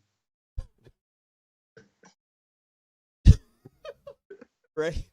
So you you made mention to that, the feelings you have at the beginning, and how you have to make a choice when it comes to the person you love.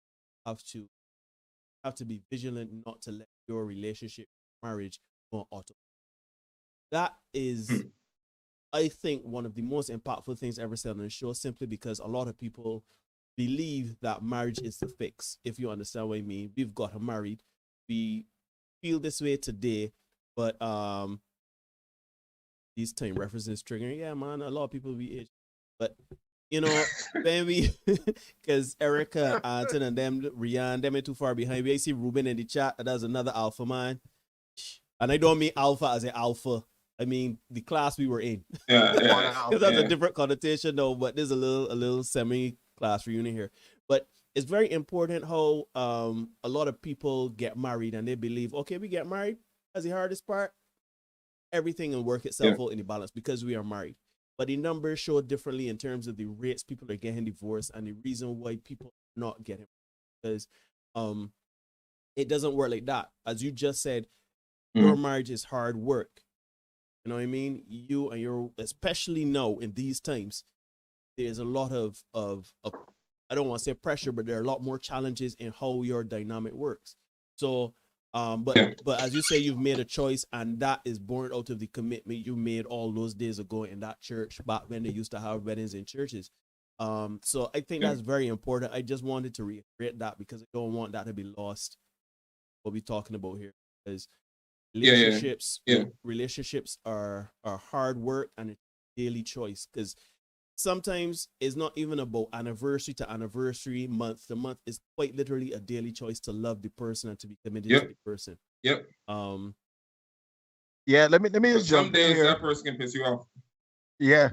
I saw it earlier, they didn't want to interrupt, but Cherish makes the point here. Some people just want to be married.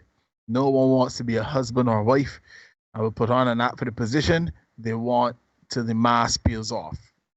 I would have said in monologue, you know, the facade always cracks. Some people want a wedding. You know, as you say, get in the church, you get a reception, you take some pictures outside and stuff like that. You drive in a limousine for a day. And then after that, you're trying to get back to that high of what you would have felt in the lead up to and on the wedding day, the honeymoon, and everything now is trying to get back to that high. So I don't know, Ramel, if you can offer any advice, any tips or anything like that for people who are in a relationship, in a marriage, and trying to keep it going, trying to keep it, especially given the circumstances under which you are trying to keep it working daily. What were some of the things you would suggest to people who are in a situation they're trying to keep the relationship going? Right. So one of the things that I did is that we would have certain things that we would do. For example, every Thursday was family night. We would do that. So every Thursday we would go down to Oyster when we used to live in Christ Church, and we would go and order some fish and we would sit down and eat, or we would go and we would come home and we would watch a movie. Then we started doing. Derek mentioned that he went to Lime Grove. I wasn't as affluent as Derek, so I can afford Lime Grove. What the fuck? I'm gonna get rid of you for that, man. Thank God. You know, Ramel, because you know, men like me, we can't afford the scarf collection, right? So yeah. I used to go to the Olympus with the actual cheap movies. The actual cheap movies. Not when the movies cheap, but the cheap and at the same price as Olympus are on a regular day. So we used to have to do certain things like that, right? And you have to always try to do different things to keep the relationship happy. I always used to be thinking, always on my toes. You know one of the things that keep me on my toes a lot? Knowing that at any time my wife could get attracted to another man. No, that's tough to hear. But that we have this thing called courageous conversations, and this is something that we learned through attending many marriage seminars. And again, we got our marriage seminars from actually going to a seminar. We didn't go to we didn't watch anything on the internet. Again, it's been a while since I hold off on the Josie. I got enough here now, but just drop them. Enjoy yourself, man. Just go ahead. Anyway, you know, when the last time it was single, they still has any BB. But the thing is, when we decide, when we looked at these things called courageous conversations, and what a courageous conversation is, it is a conversation that, sorry guys, because I can repeat the words, is a conversation that you have to be courageous to have. So it's a conversation where some harsh truths are said.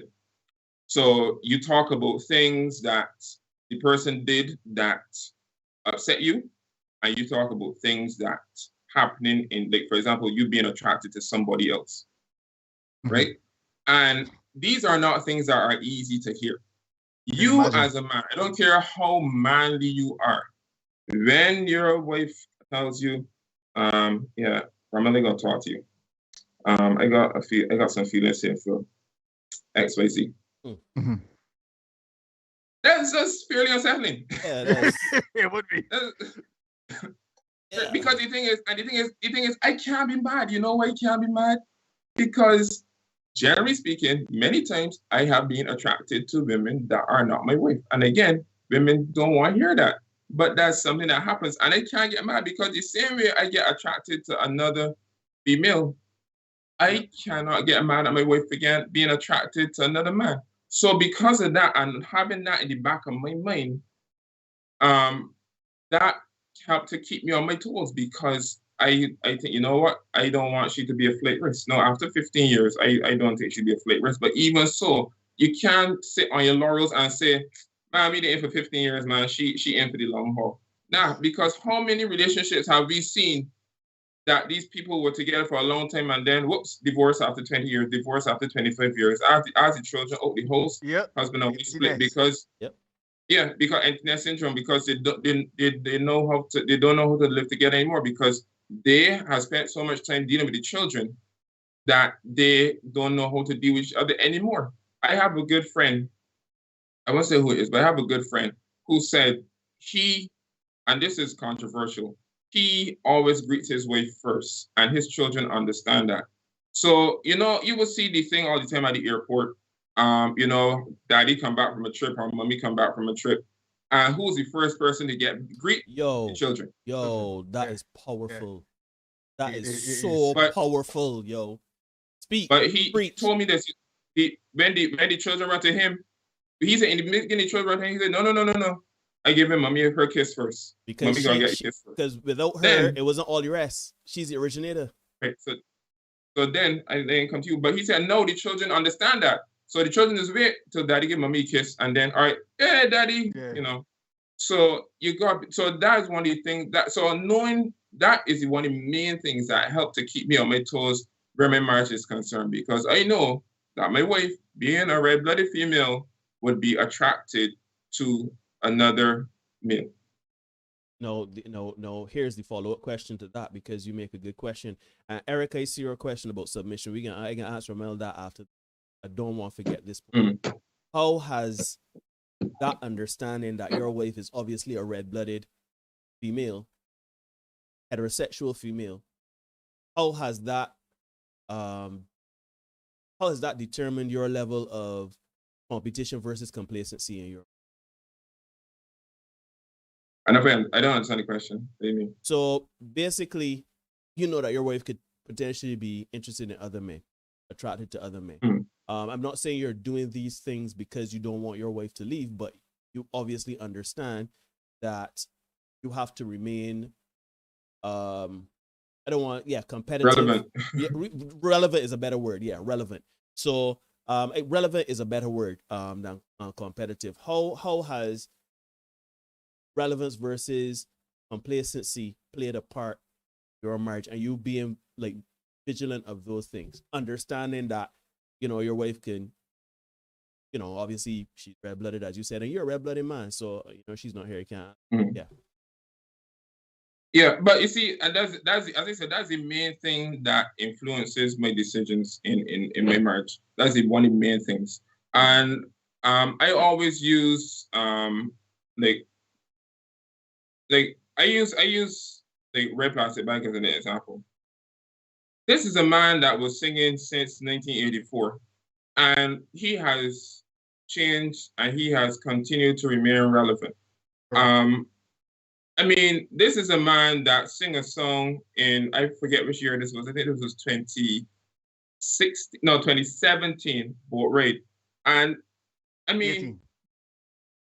Yeah, and I counted it, right? This is a man that had a song named Issues of the Day, that the verses had like, must say 150 words as a social commentary, right? Boat raid had 53 individual words. I actually sat down and counted them. And what he did was he changed with the changing times and he remained relevant. And so that is what, I don't know if that's answering your question, Neil, but that is what continues to drive me to remain relevant. How could I remain relevant? And the thing is, she does the same thing because she knows, because through our courageous conversations, she knows, and it's not really, I don't know if it's a fear thing, it might be, but she knows that I might be attracted to another female, and I say, hey, I gotta do something to bring Romel attention back here. And the thing is, it ain't always sex. Because I can tell you this, after you get a certain age, sex, you know, you can't always use sex as the end all and be all, you know, even as a married, like I will tell you this story, and even on the honeymoon night, I remember, not honeymoon night, sorry, not talking about honeymoon night. We went around after we got married. This is like a week after we got married. We went around and we went visiting some friends, and they were like, when I come up for air very early. I mean, when they didn't marry the week yet. And it's like, so you think that we can be clawing at each other all day long? I mean, at some point in time, we gotta go for something like or do something other than it's like food or you gotta do something else. Yep.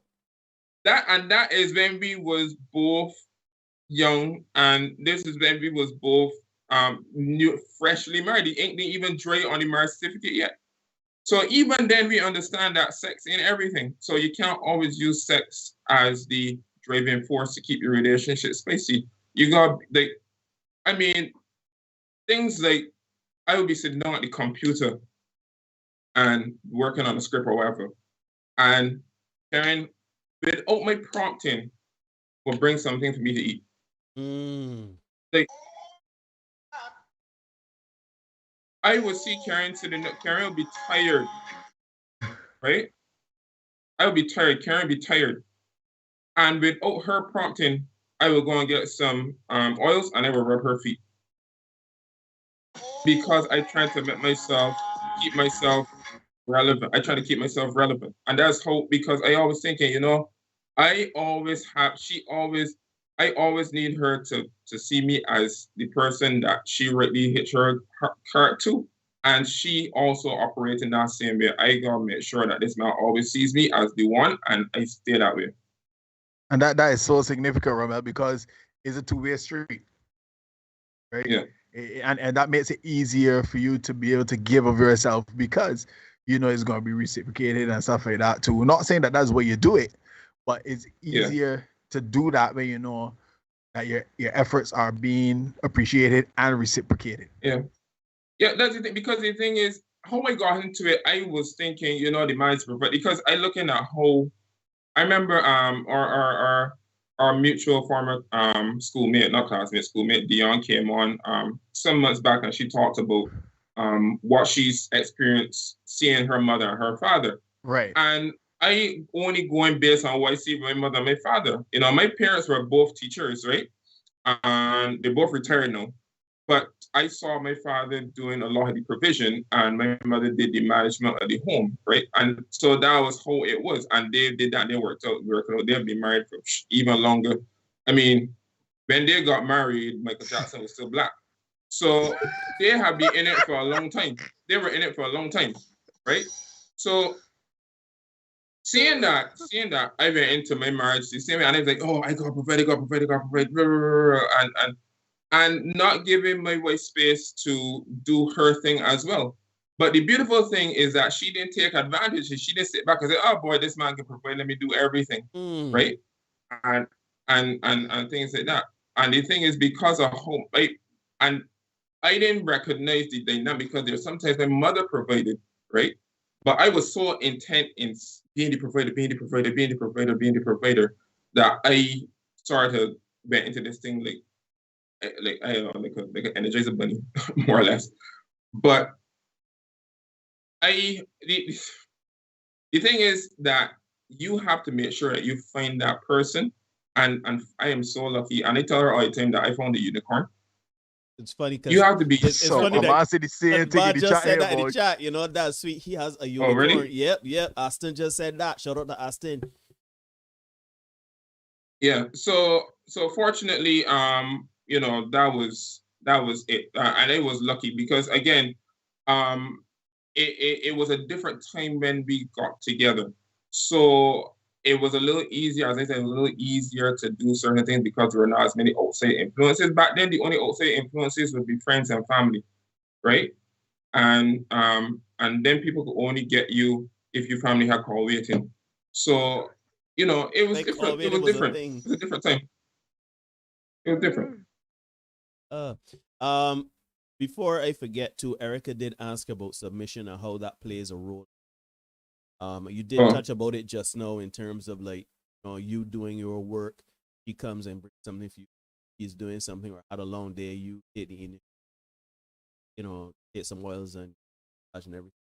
If you can expand a bit more on role submission plays in your marriage in terms of, because a lot of people, some people in our chat as well, some of our tutors, and when they think of submission, they're thinking about just what you said, taking advantage of and saying, you're gonna bring me a sandwich woman, or you know what I mean, wear them high heels and then hoop earrings, don't let me see you and nothing else.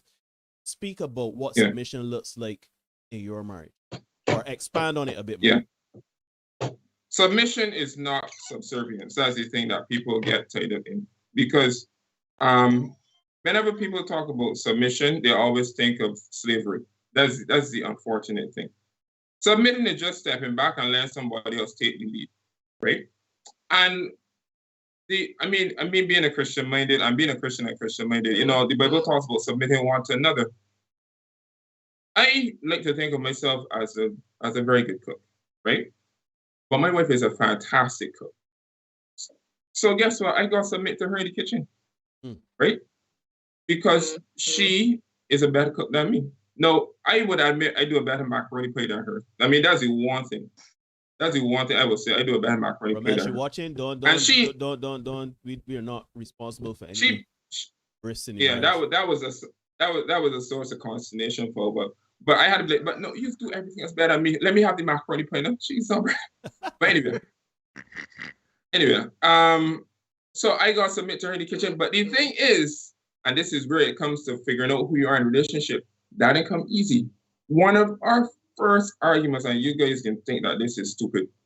One of the first arguments that we had was which direction the iron board should point. All right, you gotta explain that one a bit. Bitch is supposed to point in terms of.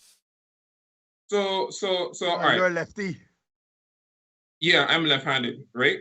So what happened to the place that is rest the iron will be over here, because that's how iron. But she's right-handed, so the place she rests iron is over here, right? But the thing is, we didn't live in a mansion, so the iron board will stand. If you want to move, you gotta like bring it out, turn it around, and then put it back in the place that you.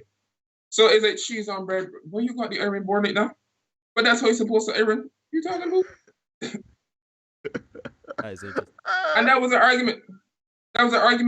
I mean, I know couples that argue whether or not ketchup should go in the cupboard or the fridge.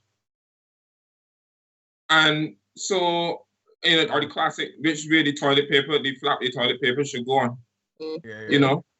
But then you got some, you say, I said, you know what?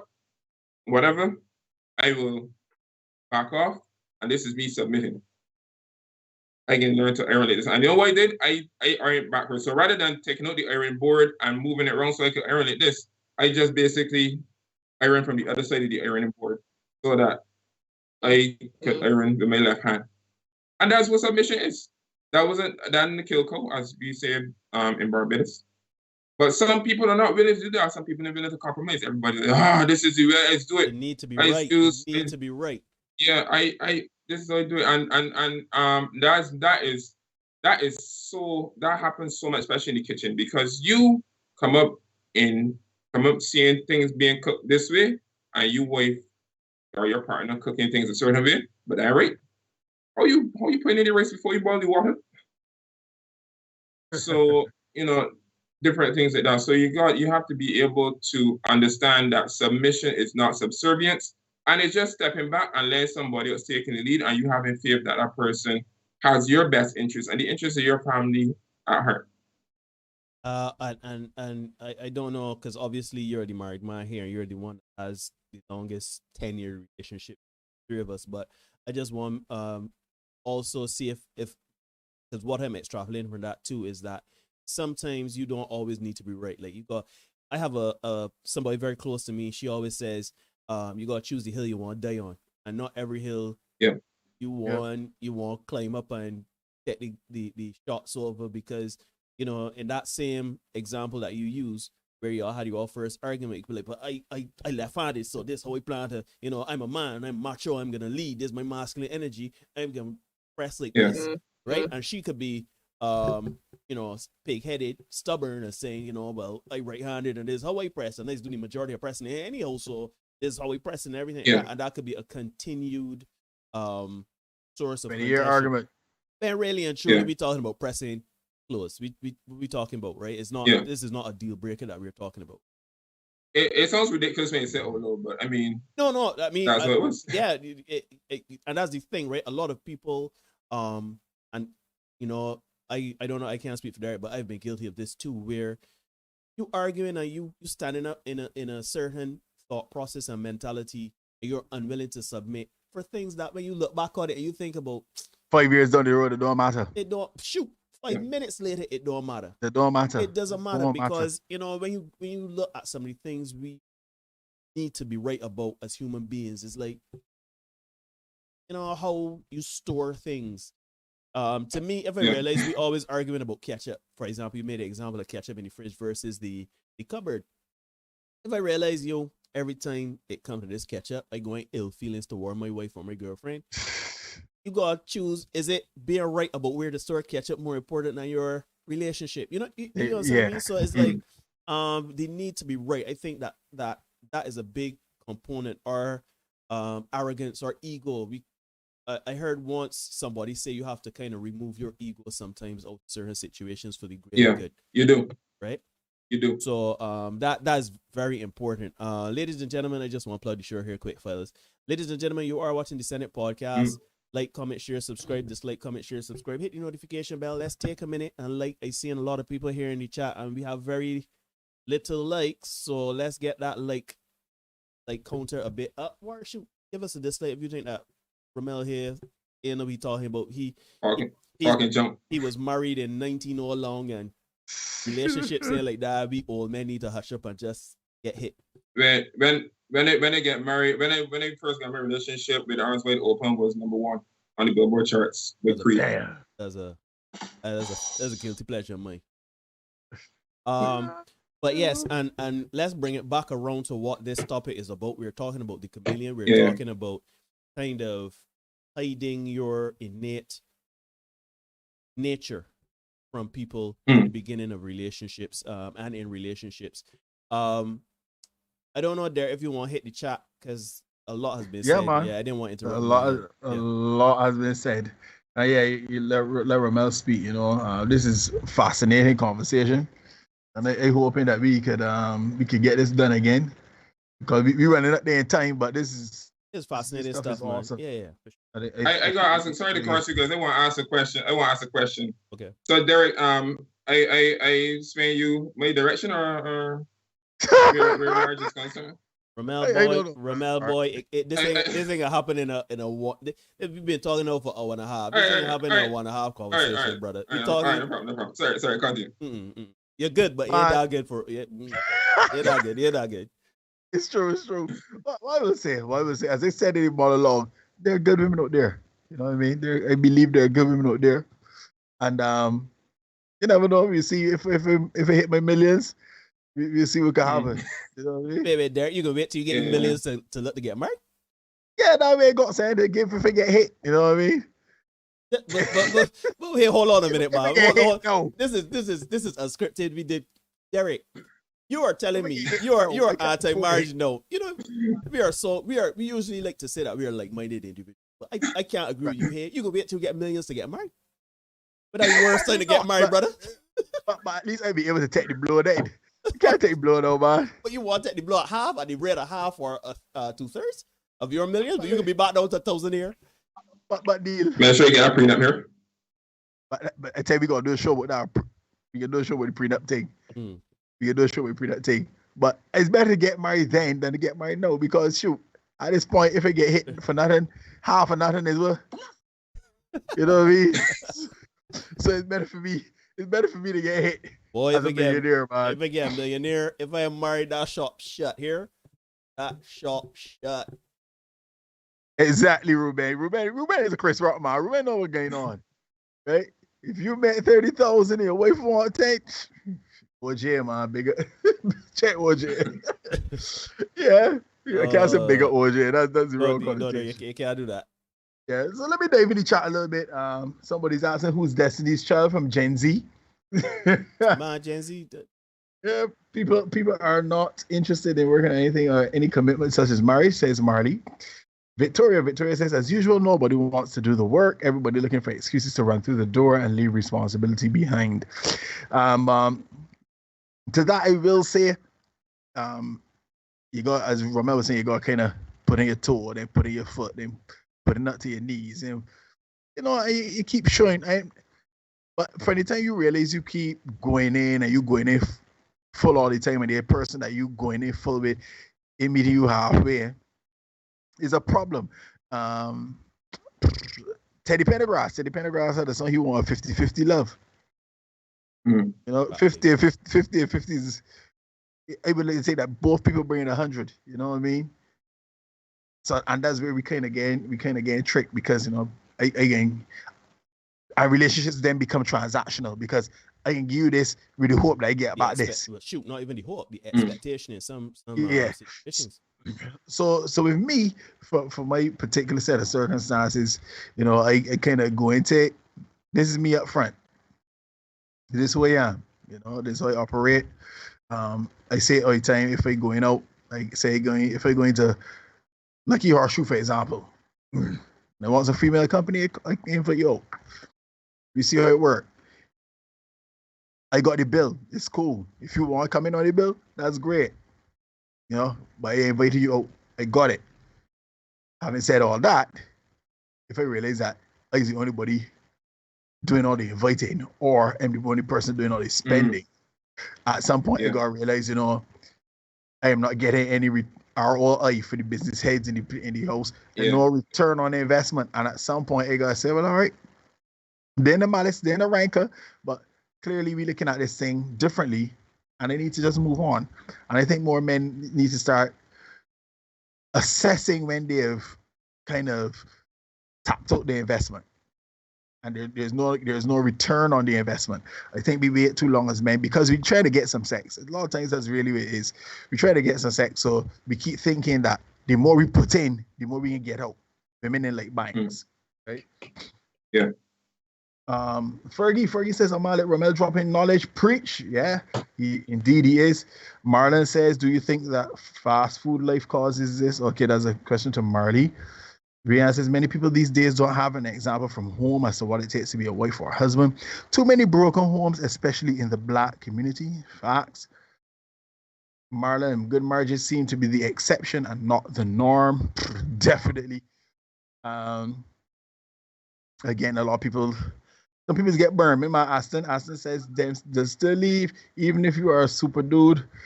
who are the people statistically divorcing and leaving? Yeah, and we talked about now that you mentioned statistics and not being willing to work on stuff. And then when we come back to that number, that 70-80% divorce initiated by, because I remember talked about it in terms of getting back that high. You know, we gotta get married.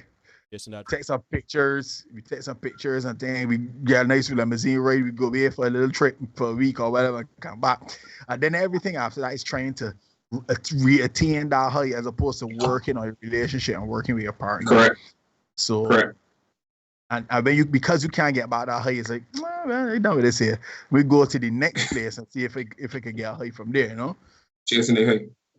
Exactly. Exactly. People somehow have the strange expectation that men and women stop being attracted to other people. That is certainly not the case. But I think I saw somebody make the comment that attraction does not equal cheating. And some people think that because they see somebody and they say, "Oh yeah, she look good," that suddenly it means that, you know, they want to. Nah. You're gonna act upon those. Yeah. Yeah. Cherish says if your respect for your partner is greater than your feeling/attraction for another, the likelihood of true cheating is reduced. Yeah, I guess we'll have to agree with that. Cheating is an internal thing, says Anton, not reliant on any feelings or respect or attraction. Being attracted does not equal wanting to cheat. Yeah, that's what they said. It's Anton that said it.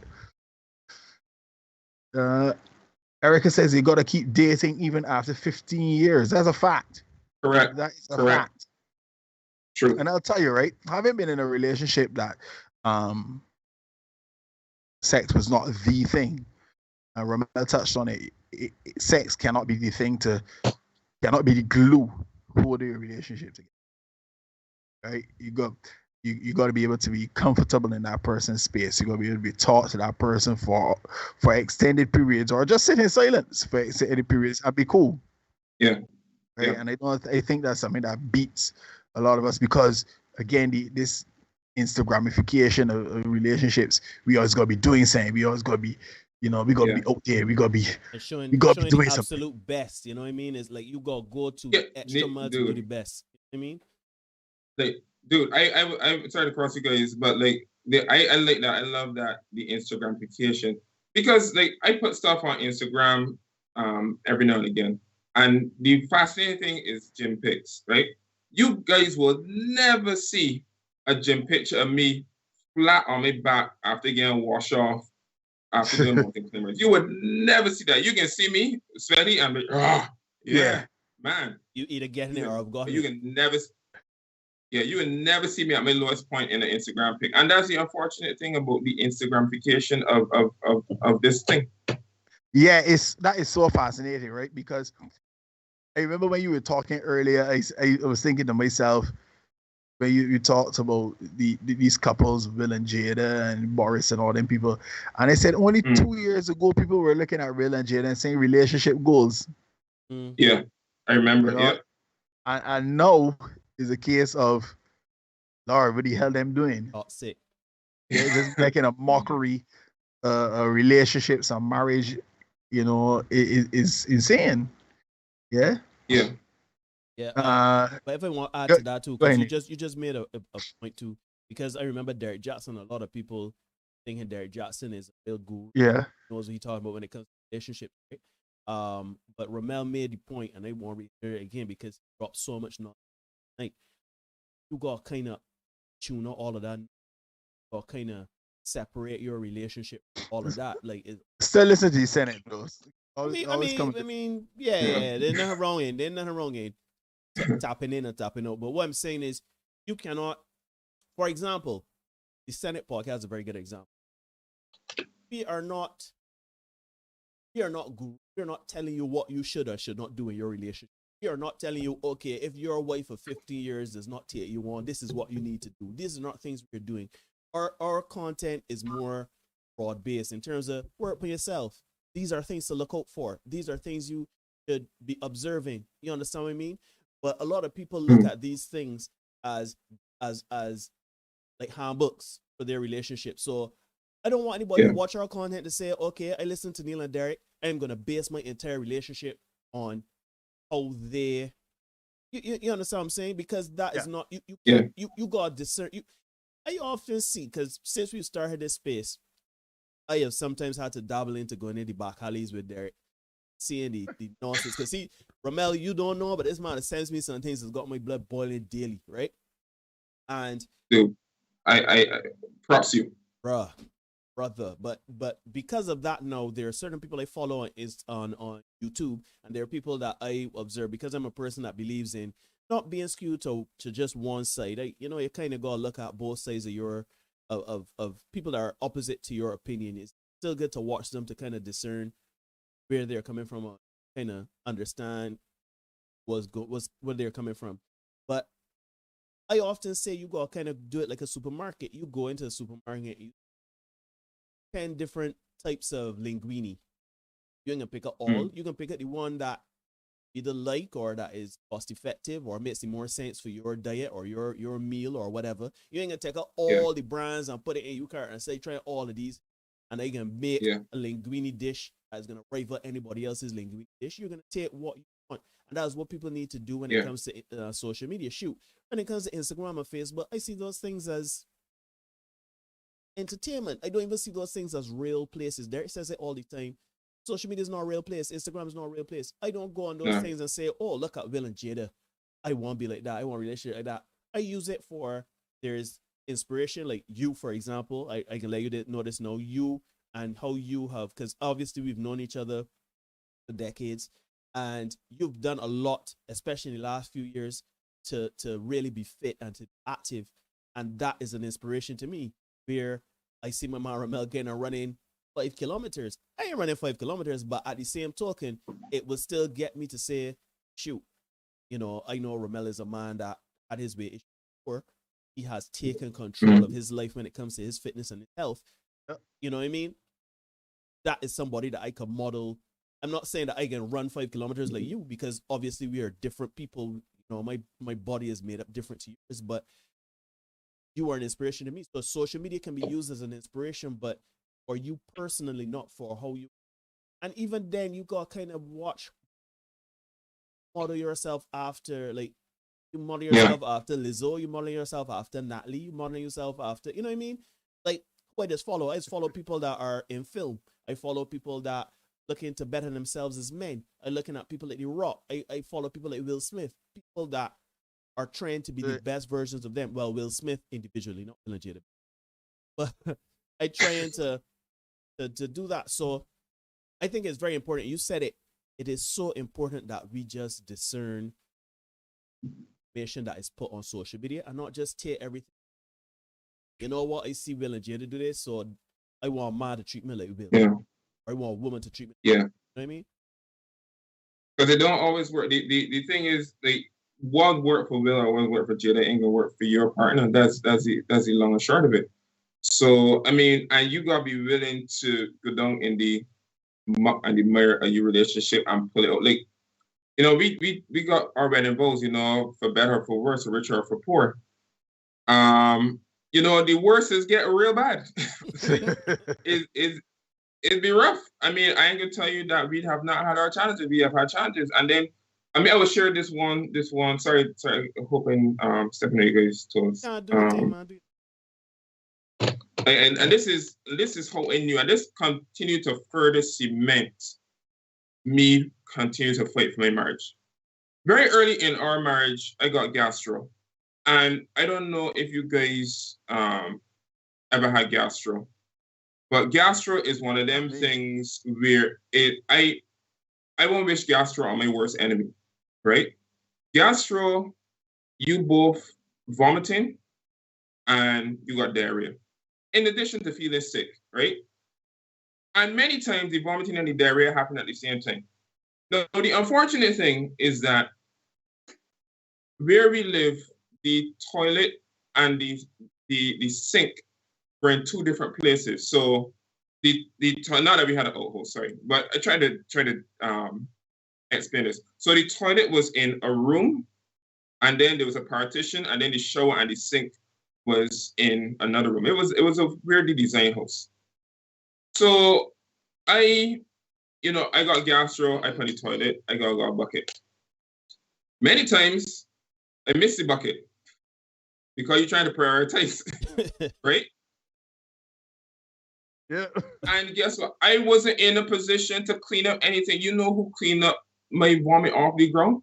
My wife. And then guess what? She ended up getting gastro. Gastro, yeah. Yeah. And many times she didn't quite make it to the bathroom. And you know what? I clean up behind her. There is something about cleaning up each other's vomit. I mean, listen, but again, this is coming from the understanding, because there's some people that they, oh, no, I'm doing that. Sickness and in health, man. That is in sickness and in health. In sickness and in health, you got to be ready to go for it all the way. So it is rough. Again, guys, I know, because I know that things different. When I was single, I used to listen to the Mellow Mood on Liberty 8.1. So things are a little different to know. But once you and that's a funny thing, one of the first presents I gave my girlfriend, Karen, dating my wife, was a mixtape. And I laughed because I remember 2 weeks ago, Derek was talking about taping songs off the radio and getting vexed. And I was saying, and you're getting vexed when Judy dude, a song coming to the end. I was like, yes. And you hear, yeah, that is Don't Leave from Blackstreet. I said, oh, Jude, will you talk through the end of the song? So that was back in the day that I had that thing going on. But the thing is, you have to be willing. You have to be willing to go that extra mile for that person. But that whole thing about hiding who you are, and then you thinking that once you get in a relationship, you can switch and everything can happen. No. You either have to be who you are, or be willing to change to the point that you are no longer who you were in the beginning. Because I mean, who's kidding who? At the end of the day, you will change. The person who I was back in 2000, I am not the same person that I am. No, not even nearly. But this change is not an instantaneous switch that you can hide who you really are and be somebody who you are not. It ain't gonna happen like that. It can be a gradual process. That's some gems there, boy, Ramel, boy. They didn't borrow here tonight. Yeah, you see, we got your host. We got some people in your host too, Neil. Folks, hit the subscribe button. Get in here. Make sure that you can join the conversation. We at that kind of time though. I don't wanna you don't drag it out too long. But Ramel, boy, feel that we can go and get you back in the crank again. Because it's see, little man in the host too. Yeah, man. Because there's so many other questions that I want to ask. We talk, and as we don't my head and more, definitely we'll have to have you back. Who would have thought? Yeah, who would have thought? I can say this before we go, right? When I look back at the three of us, I see Ruben in here, Steve is in here. We were all friends at school. We were all in the same class.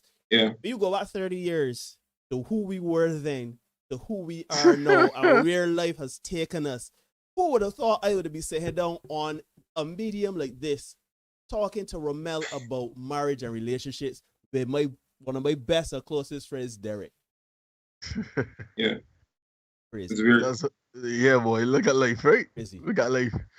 Yeah. Again, when we was at school, Boys to Men was a new group. All right, go ahead.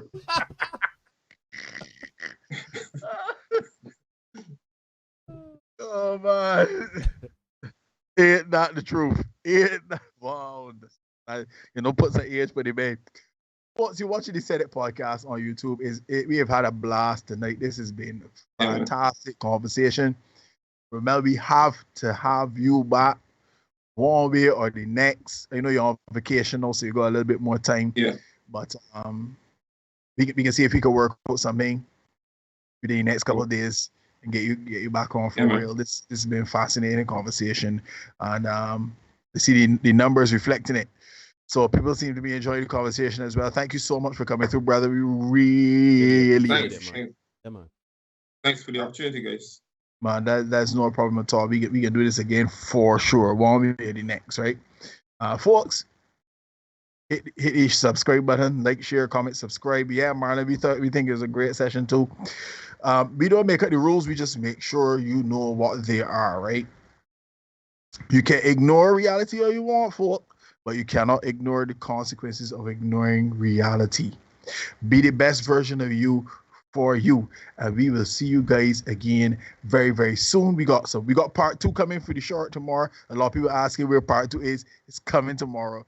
Look out for that. He is working on it. Yeah, man. We look out for that tomorrow. Share it with your friends. Like, share, comment, subscribe, hit the notification bell. We can see you guys again very, very soon. The contaminated environment. And the tutus about that. Good night. Good night, guys. Yeah, Rebel. Thanks, man. Yeah. It was fun.